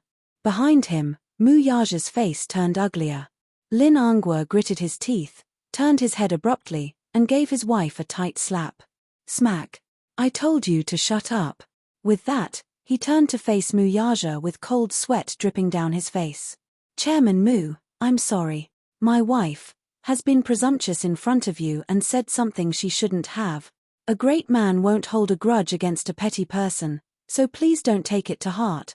Just treat it as if she's spouting nonsense." His tone was full of flattery. Lin Angua looked at him in cold sweat. Observing his expression, he felt that being in the king's company of a tiger, everyone, especially Teacher Yuan, was stunned into silence by the sudden turn of events. She thought that, with Lin Angua's arrival, the boy's father would understand her words and begin to lower his head, apologize to the other party appropriately. As the chief judge of the Hall of Politics and Law, Lin Angua had several titles above his head. His status was lofty, and he had an unquestionable majesty. What about now, though? Why was Lin Angua the first to bow down to Muyaja? The principal was even more bewildered. He had no idea what was going on. Wang Guimiao felt the most aggrieved. Chapter 1589. Most importantly, even until now, she still didn't understand how this mysterious slap came about. Why did he slap her? Did she say anything wrong? What kind of insanity was this Lin Angua suffering from? Was he crazy? Him? Why did he slap her for no reason? Wang Guimiao turned around angrily and pulled Lin Angua's arm. With a red face, she roared with grievance and hysteria, "Lin Angua, have you lost your mind?" Lin Angua looked at her and sighed helplessly. He rolled his eyes at the ceiling and held his forehead. He turned around and pointed at Wang Guimiao. For a moment, he was so angry that he could not say anything. Wang Guimiao was even more confused. She held back her tears and yelled at him, "Say something. Say something. Why did you slap me for no reason? What's wrong with you? Stop talking. Be quiet, and sit back down obediently. Don't say anything, do you understand?" She was like a clown. Not only did she make a fool of herself, but Lin Angua was also afraid that she would continue to blabber and offend the Mu group. Then, her whole family would have no way out. It was not easy for him to get to where he was today. He did not want his bright future to be ruined because of such a small matter. His worry was not unfounded. There were people from the Mu family in the city hall. Although Lin Angua was a judge and had a good reputation, this man's words could make all his hard work go down the drain. However, he really did not know what to do now that the situation had developed to this stage. He could only hope that his wife, who had always been restless, would not add fuel to the fire. He did not want things to get out of hand when the time came. However, Wang Guimiao did not understand his good intentions. Instead, she questioned him sternly, "Wang Guimiao, I want to ask you, what's wrong with you?" "You?" Lin Angua looked at her in disbelief. He was so impulsive that he wanted to strangle her to death. Why was she so ignorant? Was she trying to get him killed? She was a burden. He looked at her. She could not do anything right, but she was good at ruining things. "You have no right to speak here. Get out of my way. Lin Angua, don't be too. Sit there." Lin Angua's tone suddenly rose, and his sharp eyes signaled. Wang Guimiao's heart suddenly skipped a beat. She was afraid of him from the bottom of her heart. The look in his eyes and the look on his face showed that he was really angry. No matter how unwilling Wang Guimiao was, she could only sit to the side dejectedly and listen obediently. Although she didn't know what she had done wrong, Wang Guimiao could only sit to the side and listen obediently. Lin Angua turned around and apologized to Mu Yaja with an incomprehensible reverence. "Chairman Mu, I'm sorry. My wife is insensible and has offended you. Please forgive her." "Offended?" Mu Yaja cocked a brow, but his voice was filled with an irresistible authority. "Judge Lin, how can I dare to take the blame? She just said that she's going to teach us a lesson."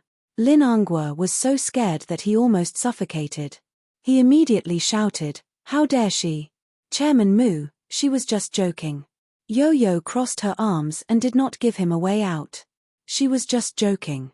She even called me a little bee asterisk starred." Chapter 1590. The principal watched from the side, trembling with fear. Seeing how respectful Lin Angua was to Mu Yaja, he knew how to read people's expressions and size up the situation. Seeing how respectful Lin Angua was to Mu Yaja, he thought to himself, how important must this man be? Hence, he kept quiet and did not dare to act rashly. Teacher Yuan's displeasure had also disappeared. When she looked at Mu Yaja, there was a hint of surprise in her eyes. It seemed that this man must be someone of high status. This Lin Angua must have found out about his identity, which was why he was so respectful towards him. She recalled how she had advised him to give in to the Lin family and not offend them. Although this man did not show it on his face, the noble and awe-inspiring look in his eyes was still fresh in her memory. At first, she had thought that this man did not know the immensity of heaven and earth, but now that she thought about it, she shuddered. How many things had she said that she should not have said in front of this important person? She did not know if he would take it to heart. At this thought, Teacher Yuan trembled with fear, as if a cat's paw was scratching her heart. She desperately wanted to know who this man was. Why don't we do this? Chairman Mu. Lin Angwa thought for a moment. Suddenly, he carefully probed, I'll ask my wife and son to apologize to your son. I only hope that you won't take my wife's outrageous words to heart. Mu Yaja did not speak. He could not be bothered to argue with him. The boy, however, asked with great interest, how are you going to make amends? How? Lin Angwa was stunned. Yo-Yo raised her eyebrows and asked with a smile, kneel down? This. However, Lin Angwa hesitated. In the end, Wang Guimiao could not sit still any longer. She stood up abruptly and said furiously, Angua, are you possessed by a ghost? Do you really want me to kneel down? Are you going to agree to such an unreasonable condition? Wang Guimiao felt that Yo-Yo's condition was unreasonable. What was even more unreasonable was that her husband was actually hesitating on whether to agree to it. What was the meaning of this? This was simply unbelievable. Yo-Yo asked, is it too much? Isn't that what you said before? You said that you wanted my father and I to kneel down and apologize to you. Weren't you very confident? Such blatant humiliation was still fresh in his memory. Although she didn't say it in front of Mu Yaja, Wang Guimiao shouted it in the office before Mu Yaja came. He heard it loud and clear. Mu Yaja frowned. She said that. Lin Angwa's heart skipped a beat. He suddenly turned around and asked, did you really say that? Wang Guimiao panicked. She did say that before, but those were just words spoken in a fit of anger. How could they be taken seriously? Mu Yaja's eyes turned even colder. Haha. Judge Lin, you're really good at disciplining him. Having said that, he carried Yo-Yo and stood up. He didn't want to waste his breath on these people. He was furious. He wanted to go back and teach the Lin family a lesson. Otherwise, who did they think his son was? That any Tom, Dick, or Harry could come and bully him? Haha. Chapter 1591.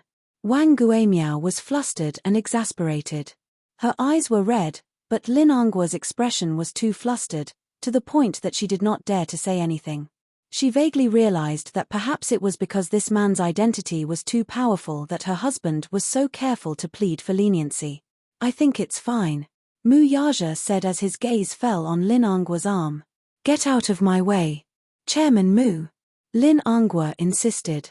Mu Yaja's gaze turned even colder as he gave him a sidelong glance. Lin Angwa did not dare to be in a stalemate any longer.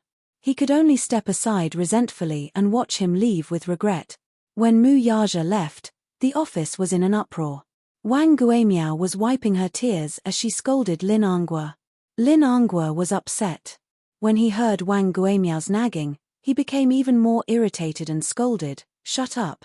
Haven't you embarrassed yourself enough? Haven't you caused enough trouble? Wang Guimiao, you'll only be satisfied when you see me die, right? Wang Guimiao widened her eyes in shock. What do you mean by that? Lin Angwa was so angry that he could not speak. She went up to him, crying as she questioned, What's going on? Who is he? Why are you giving in to him and being so respectful to him? To the extent that you want me to kneel down and apologize? Explain yourself. Lin Angwa sat aside angrily, but he was also upset. When he thought of Mu Yaja's deep and sullen gaze before he left, his heart raced and he could not sit still. Wang Guimiao, I think you're going to play me to death. Wang Guimiao was so anxious that her face turned red. The principal came up to him and asked, Mr. Lin, this Yo-Yo's father, who is he? You seem to know him? Lin Angwa sneered, but it was more like he was mocking himself. If I could know such a person, everything would be easier. What a pity. I know him, but he doesn't know a nobody like me. This Teacher Yuan was flabbergasted, too. Lin Angwa suddenly said in a low voice, Do you know that this is Mu Yaja, the Mu Group's CEO? I've offended him this time. I don't know what he's going to do to me. Mu. Ah. The principal was stunned when he heard that. Mu Group. Isn't the capital's Mu? Oh, God. A name that reverberated like thunder in the ears. Impossible, right? Isn't Yoon Tianyo's surname Yoon? How does his father have anything to do with the Mu group? The principal mumbled in confusion. How? When I saw him. His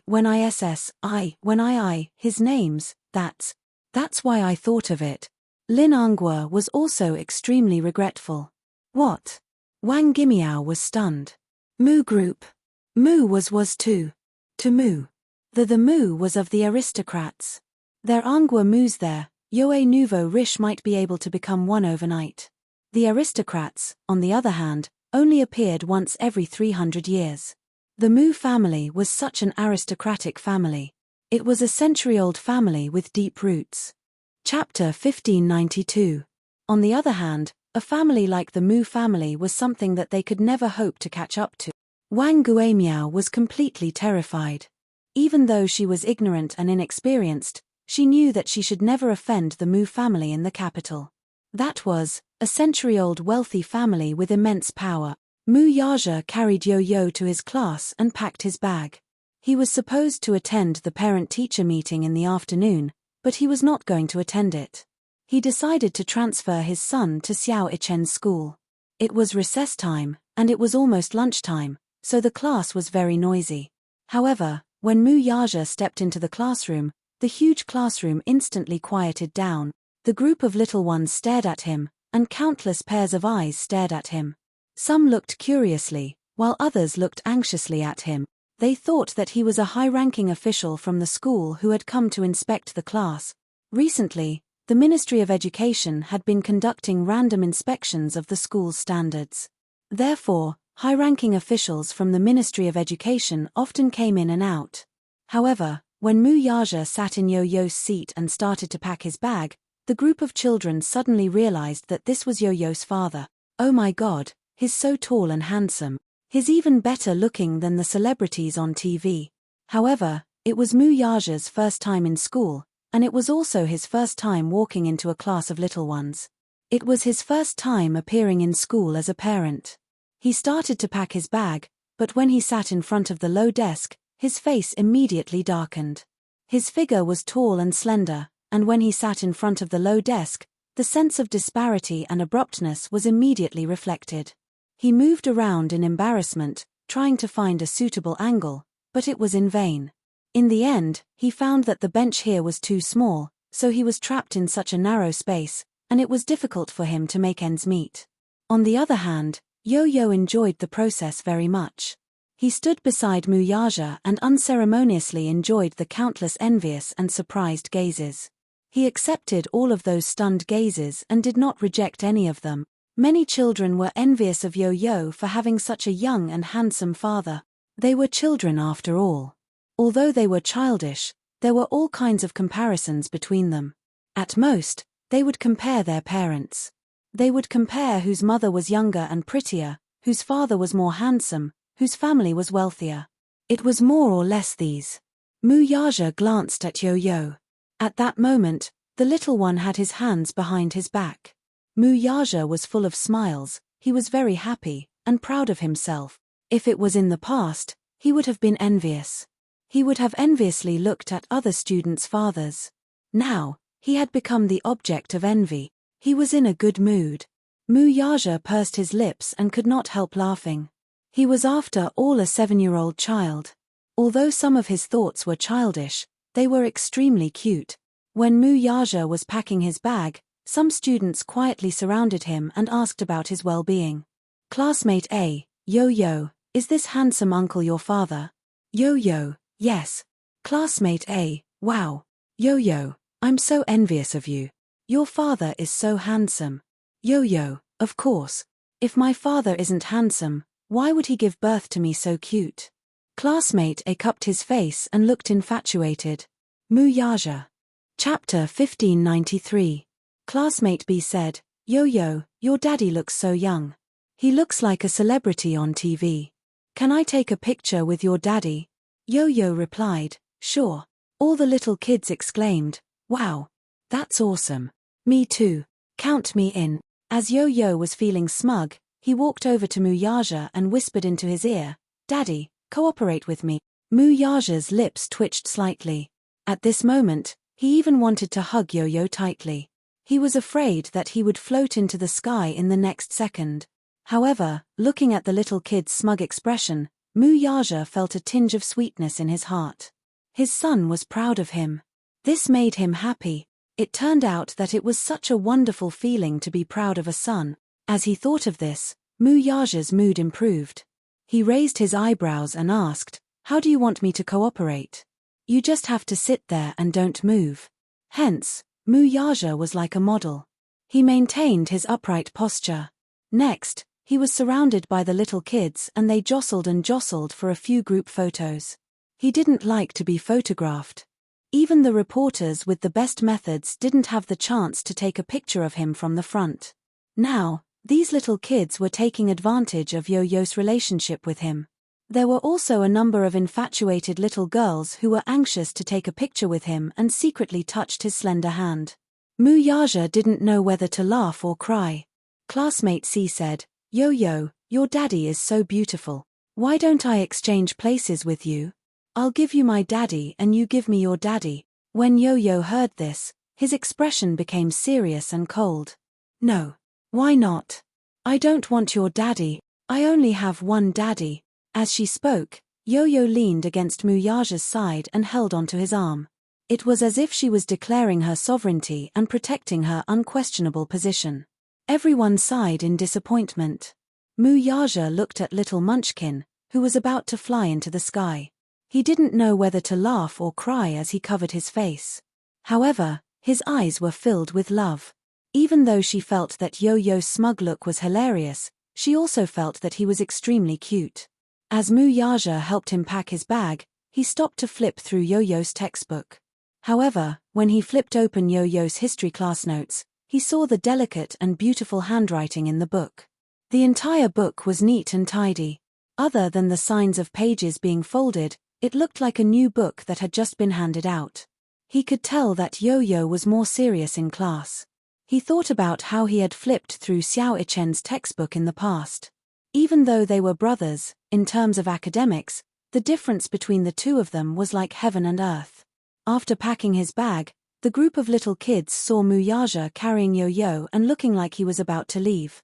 They all surrounded him and asked, "Yo-Yo, school hasn't ended yet. Are you leaving already? Yo-Yo, where are you going?" Yo-Yo said, "I have something to do. I have to go home. You guys focus in class." He only said that perfunctorily and didn't tell them that he was going to transfer schools. Firstly, it was because he had a headache dealing with these little kids. If they knew that he was going to transfer schools, they would definitely pester him non-stop and not let him go. One couldn't underestimate his charm. Chapter 1594. It had only been a month since school started, but the children in his class liked him very much. If they knew that he was going to transfer schools, they would definitely cry their hearts out.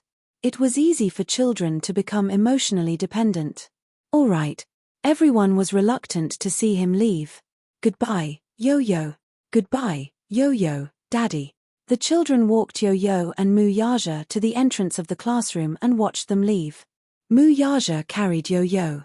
When he turned around and saw the scene of them sending him off, he could not help but smack his son's butt. "Son, you're really popular in class." Yo-Yo snickered. "Daddy is very popular too. The little guys in the class all like you very much." "Little guys?" Mu Yaja was amused by his son's adjective. "Baby, you're the same age as them. You call them little guys as if you're an old man." When Yo-Yo heard this, he suddenly hugged his son's neck and kissed him on the cheek. "Daddy, it's great that you're here today." Mu Yaja was stunned. Then he smiled and asked, "What do you mean?" "I'm very happy today. Because your appearance proves that I'm just like them. I have a daddy who loves and dotes on me." Yo-Yo's little bit of self-esteem was greatly satisfied. Actually, his self-esteem was different from the children's. In the past, he really envied those children. They had a daddy, a mommy, and a happy family of 3. Today, his daddy was like a god who had descended from the sky and appeared by his side. Yo-Yo gently rested his head on his shoulder. His pink lips curved slightly as he snickered. To be honest, I've been dreaming of this day for as long as I can remember. In the past, he had imagined that when he was in school, his daddy would suddenly appear at the classroom window like the other children's fathers. He would look at him gently and lovingly. He had been waiting for this moment for a very, very long time. Muyaja carried him. Although he had a heavy backpack on his arm, he did not find it strenuous at all. While she was gratified to hear the boy's confession, she also tasted a tinge of heartache. As lucky as he was, meeting Yun Shisha was the luckiest thing that had ever happened to him. Because of her, he had a pair of obedient sons. After he carried Yo-Yo into the car, Muyaja drove back to the office of the office. If. Headmaster Dong smiled politely. Hey, Chairman Mu. What are you saying?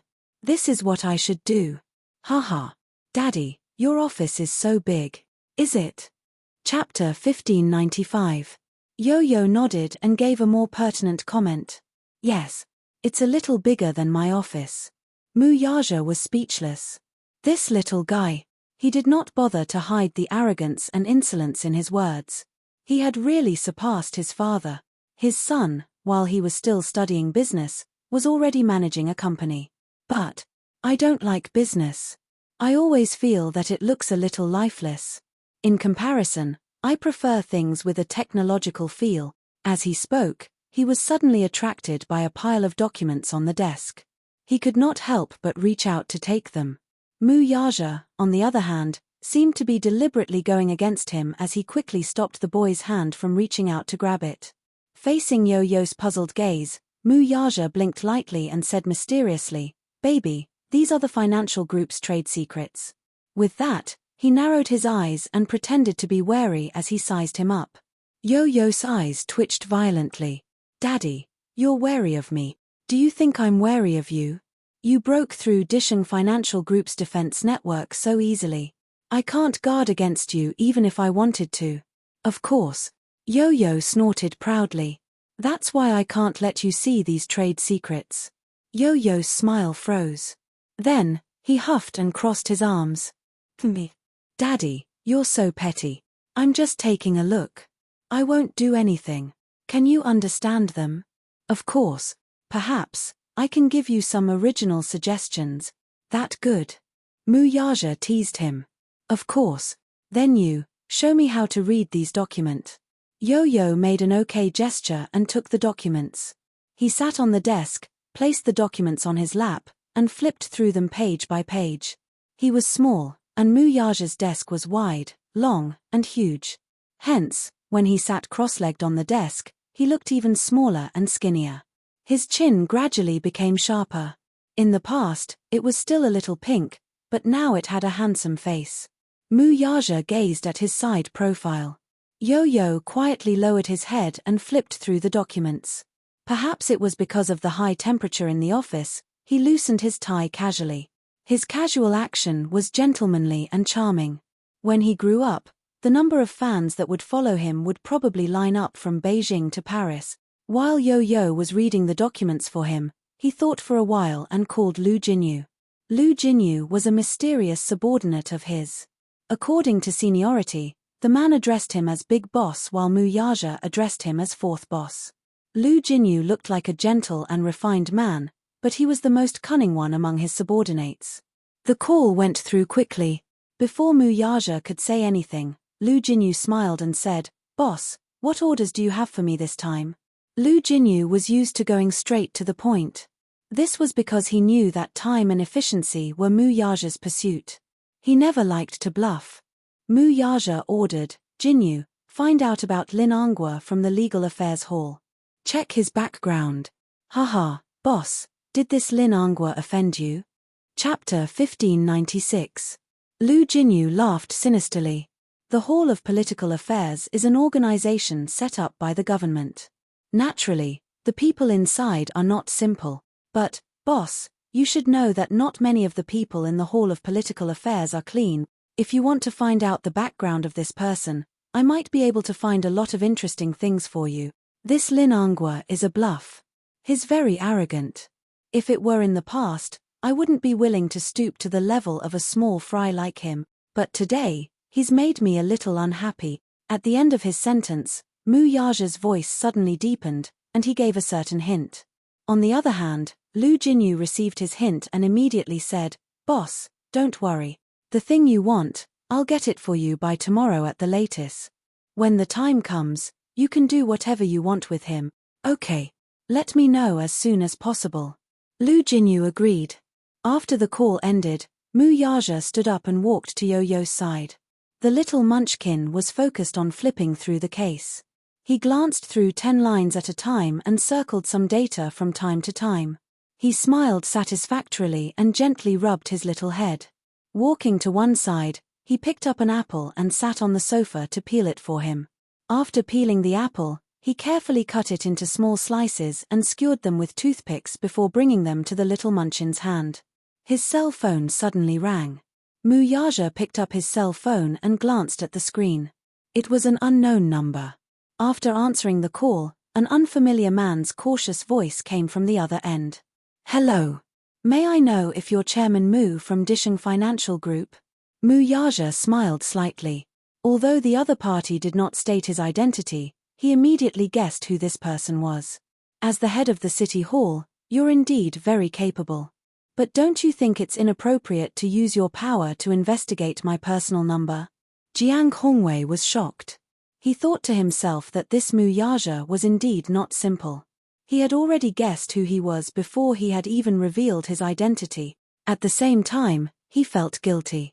In a moment of desperation, he had indeed used his power to investigate Mu Yaja's personal number through the internal network. However, Jiang Hongwei had been in the government for many years. He was also an old fox. He avoided the important points and dwell on the trivial points. He quickly avoided this topic. "Haha. Chairman Mu, it's like this. Just now, I got the news. I heard that your men are collecting information about Lin Angua. I'd like to ask, what's going on? Did he offend you?" Jiang Hongwei was over 50 years old. To be able to sit in such a position as the city hall director, he was definitely not an ordinary person. Even if there was a slight disturbance, he would be extremely alert. As soon as he gave the order and Lu Jinyu did something, the news reached Jiang Hongwei's ears. People like them had always been very sensitive to this kind of thing. They had called in a hurry just to sound out the situation. Mu Yaja couldn't be bothered to pay attention to him. He lazily asked, "What do you think?" His words had a deep meaning, but it made Jiang Hongwei even more worried. "Chairman Mu, tell me, how did Lin Angua offend you?" "Offend you?" Mu Yaja laughed mockingly. "I'm afraid it's not appropriate for you to ask me this question." Chapter 1597. Mu Yaja said slowly, "The people in the city hall are also capable. Director Jiang, if you don't control your subordinates, you won't be able to protect yourself if something fishy happens to them." These words made Jiang Hongwei extremely anxious. For someone as experienced as him, he could naturally sense that something was amiss with just a few words. It seemed that Lin Angua had offended the person he shouldn't have offended the most. However, he had already expected this to happen. His phone call was just to sound out Lin Angua. Naturally, he didn't care about Lin Angua. Still, after working together for so many years, some interests were intertwined. Jiang Hongwei was worried that Lin Angua would be foolish enough to provoke Mu Yaja into a fit of rage. If that were to happen, the whole city hall would be wiped out in one fell swoop. It wasn't easy for him to climb to his current position. He had worked hard for more than 20 years and settled down in the political arena where there was a knife hidden behind a smile for many years to achieve the glory he had today. He couldn't just let someone drag him down and take him down from his position. For people like them, benefits were intertwined. Hence, when necessary, he had to cast aside all his relationships to prevent himself from falling into the water. That would not be worth the loss. "Chairman Mu, it seems that Lin Angua must have caused you trouble. I didn't mean anything else by making this call. I just wanted to ask, how are you going to deal with him? By the way, Chairman Mu, I hope that you won't implicate the innocent because of Lin Angua." As he said this, Jiang Hongwei laughed awkwardly. Mu Yaja chuckled along, too, but he quickly stopped laughing. His voice deepened, but it was filled with an irresistible authority. "Implicating the innocent. Haha. Let's see how you stand on this matter, Director Jiang.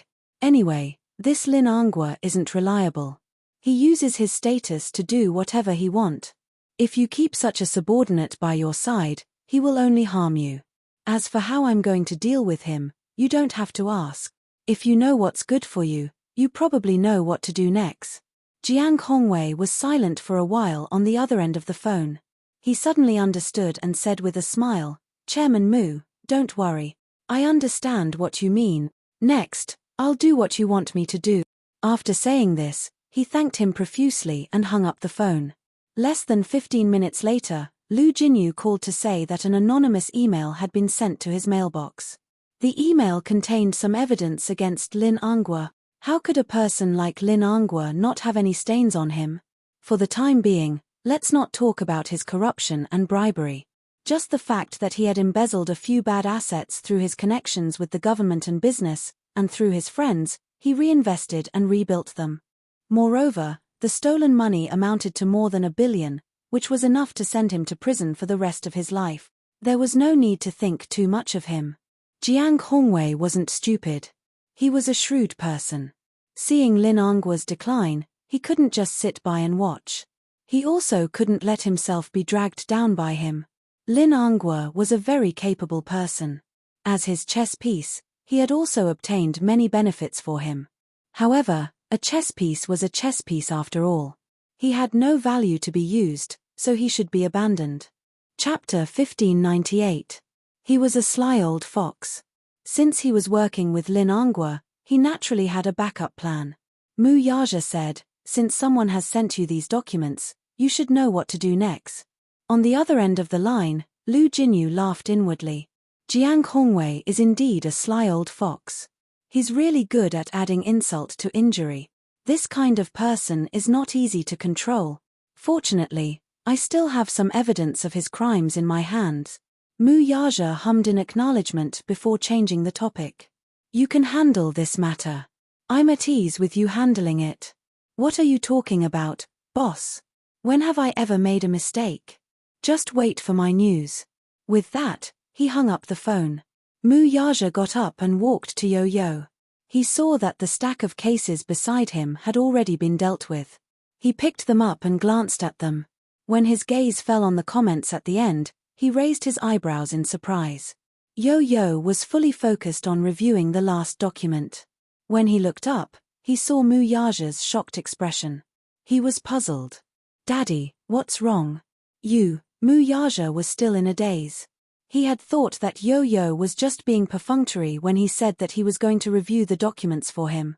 He did not expect that this guy would actually read through the documents seriously.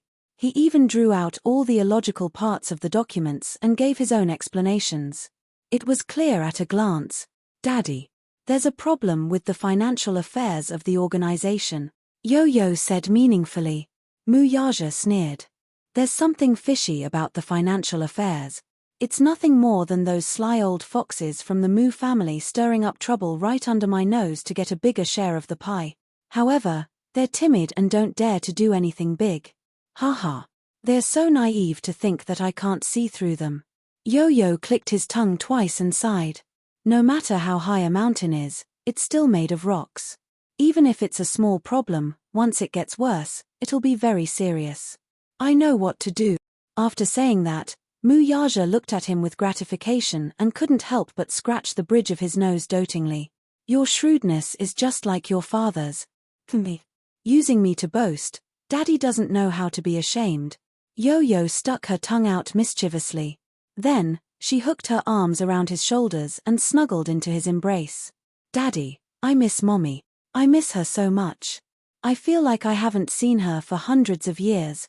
As he spoke, his little face collapsed in grievance, but his eyes were filled with sadness. Mu Yaja's face darkened slightly. For the past few days, Yun Shusha had not sent any messages. As for Yo-Yo, the most recent time they had been in contact was during a video call last weekend. In the video call, Yun Shusha was dressed in an ancient costume. She didn't even have time to remove her exquisite makeup. Her clothes were scattered and she wore a golden hairpin with tassels on her head. She couldn't hide her fatigue. When she had the video call with him, She had been secretly hiding in the changing room during a break in filming. She had purposely lowered her voice when she spoke. After that, other than a few messages, they had lost contact. Yo-Yo could only pitifully find out about Yoon Shusha's updates from the production team's official Weibo account. He missed her dearly. For the past few days, Xiaochen wasn't as active as before. Sometimes, he would sit quietly on the sofa and browse the official Weibo account of the production team of Lethal Beauty. Chapter 1599. Yo-Yo said, "It's Mommy's birthday next Monday. I've always been the one to celebrate Mommy's birthday in the past." As he spoke, he was reminded of Yoon Shusha's busy schedule. After a pause, he said resentfully, "But Mommy is on set this year. Daddy, can't you think of a way?" Upon hearing this, Mu Yaja fell silent. At night, an uninvited guest appeared outside Shangti Walk. It turned out that Lin Angua, who had caught wind of the news, had brought his wife and son to Yo-Yo's doorstep to beg for Mu Yaja's forgiveness. Lu Jinyu acted quickly, and Lin Angua was well informed. When he heard the news that night, he felt uneasy. Hence, he personally brought his wife to apologize to them. Otherwise, his life would be ruined. Mu Yaja was in the study. Hence, Yo-Yo put on a coat and walked out of the door. He saw Lin Angua and Wang Guimiao standing outside, looking uneasy and frightened. When they saw him, they looked as if they had seen their savior. Both of them went up to him and pleaded with him through the luxurious iron door, "Yo-Yo, is Chairman Mu home? Let me see Chairman Mu, will you?" "All right. Uncle is begging you."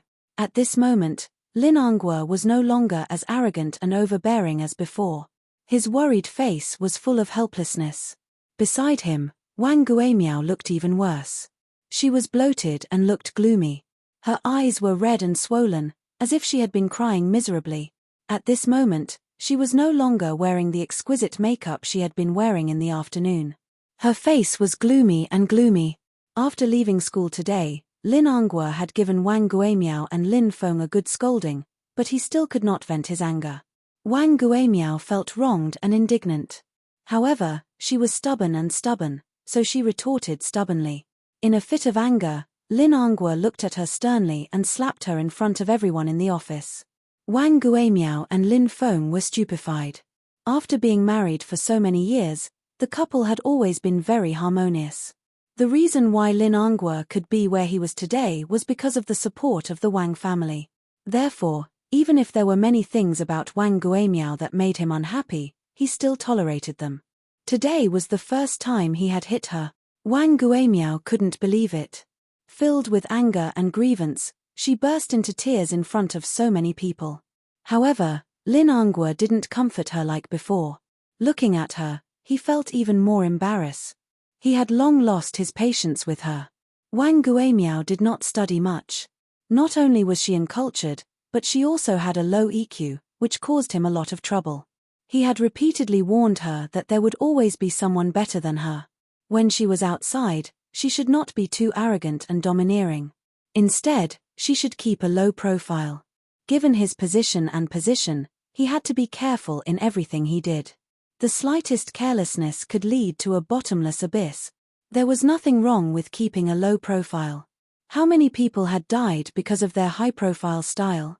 However, Wang Guimiao did not understand this logic. Today, she had caused a huge disaster for him. Thus, even when she cried, he couldn't be bothered to comfort her. He was still worried about it. His heart was in a mess.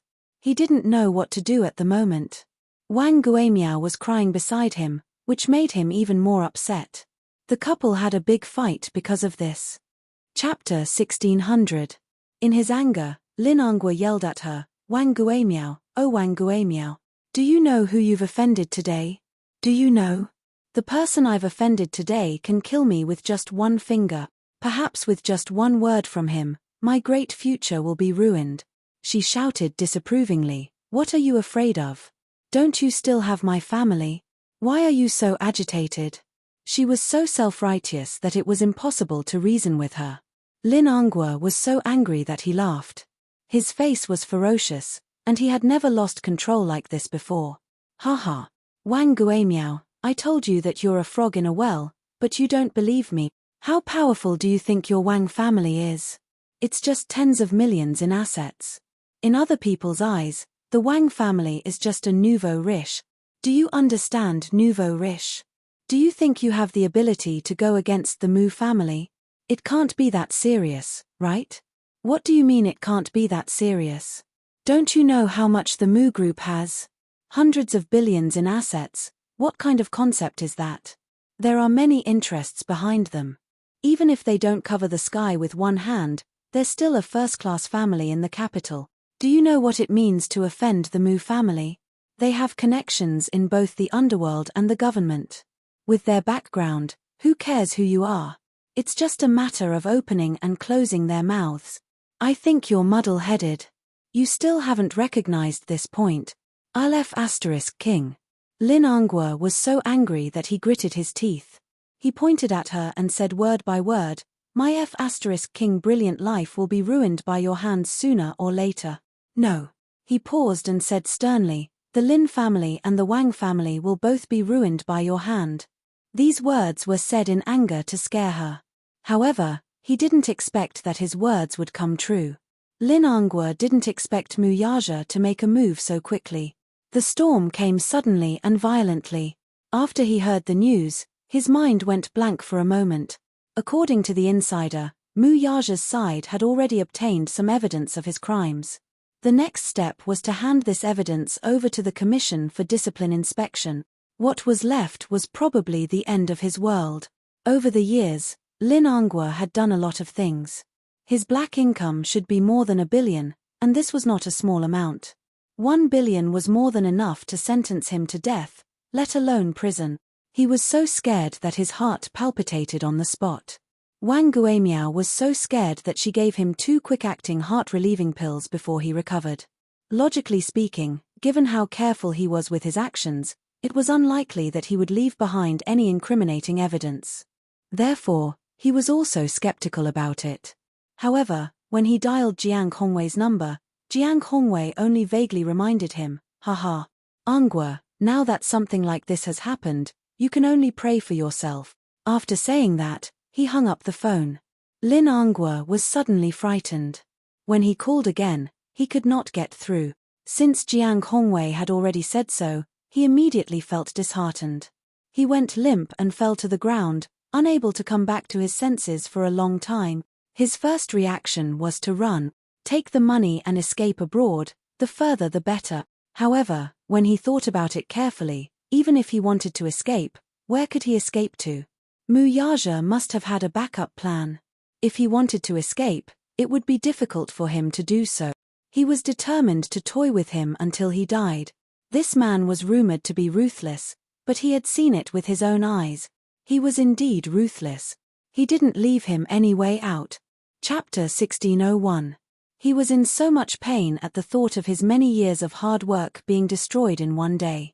He made a lot of phone calls, but he realized that he had accumulated so many connections overnight, but now none of them had heard of him. At times like this, he had to be careful of which side he chose. If he was not careful, he would be implicated. No one was willing to help him, lest they get into trouble. He thought for a while and finally decided to bring Wang Guimiao to apologize to him personally. Perhaps, he would be lucky enough to get his forgiveness. Thus, the scene before him was born. Yo-Yo stood expressionlessly at the door. He looked at the pleading couple without a trace of emotion in his eyes. How pitiful. Yo-Yo said this coldly with an indifferent expression.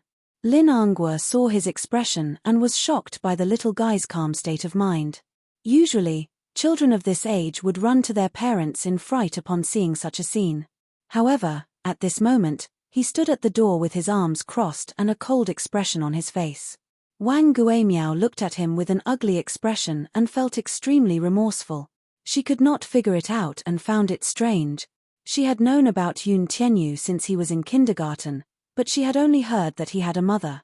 She had never heard of him having a father. In the parents' group, it was said that the child was from a single-parent family and could not even be considered a single-parent family. His mother was still unmarried, so no one could say for sure how the child came about.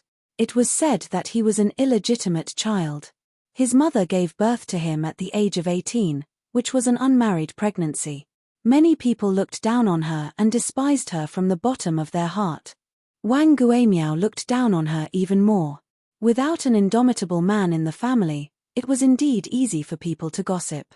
A single mother would be subjected to a lot of malicious speculation and slander. Today, however, this child had a father out of nowhere. Moreover, this man's status was not low and was incomparably noble. He was actually one of the top figures in the Mu family. Even now, she still felt that she was in a dream. Who asked her to be unlucky, though? The only thing to blame was that she should not have gone overboard. Lin Anghua went up to him and begged again, "Little master, can you please invite your father out? I have something to ask of you." "What is it? Can't you tell me?" Yo-Yo said casually. Lin Anghua was embarrassed for a moment, but he knew that this child was obviously making things difficult for him. Thus, his face turned red. He clenched his teeth and actually knelt on the ground with a plop.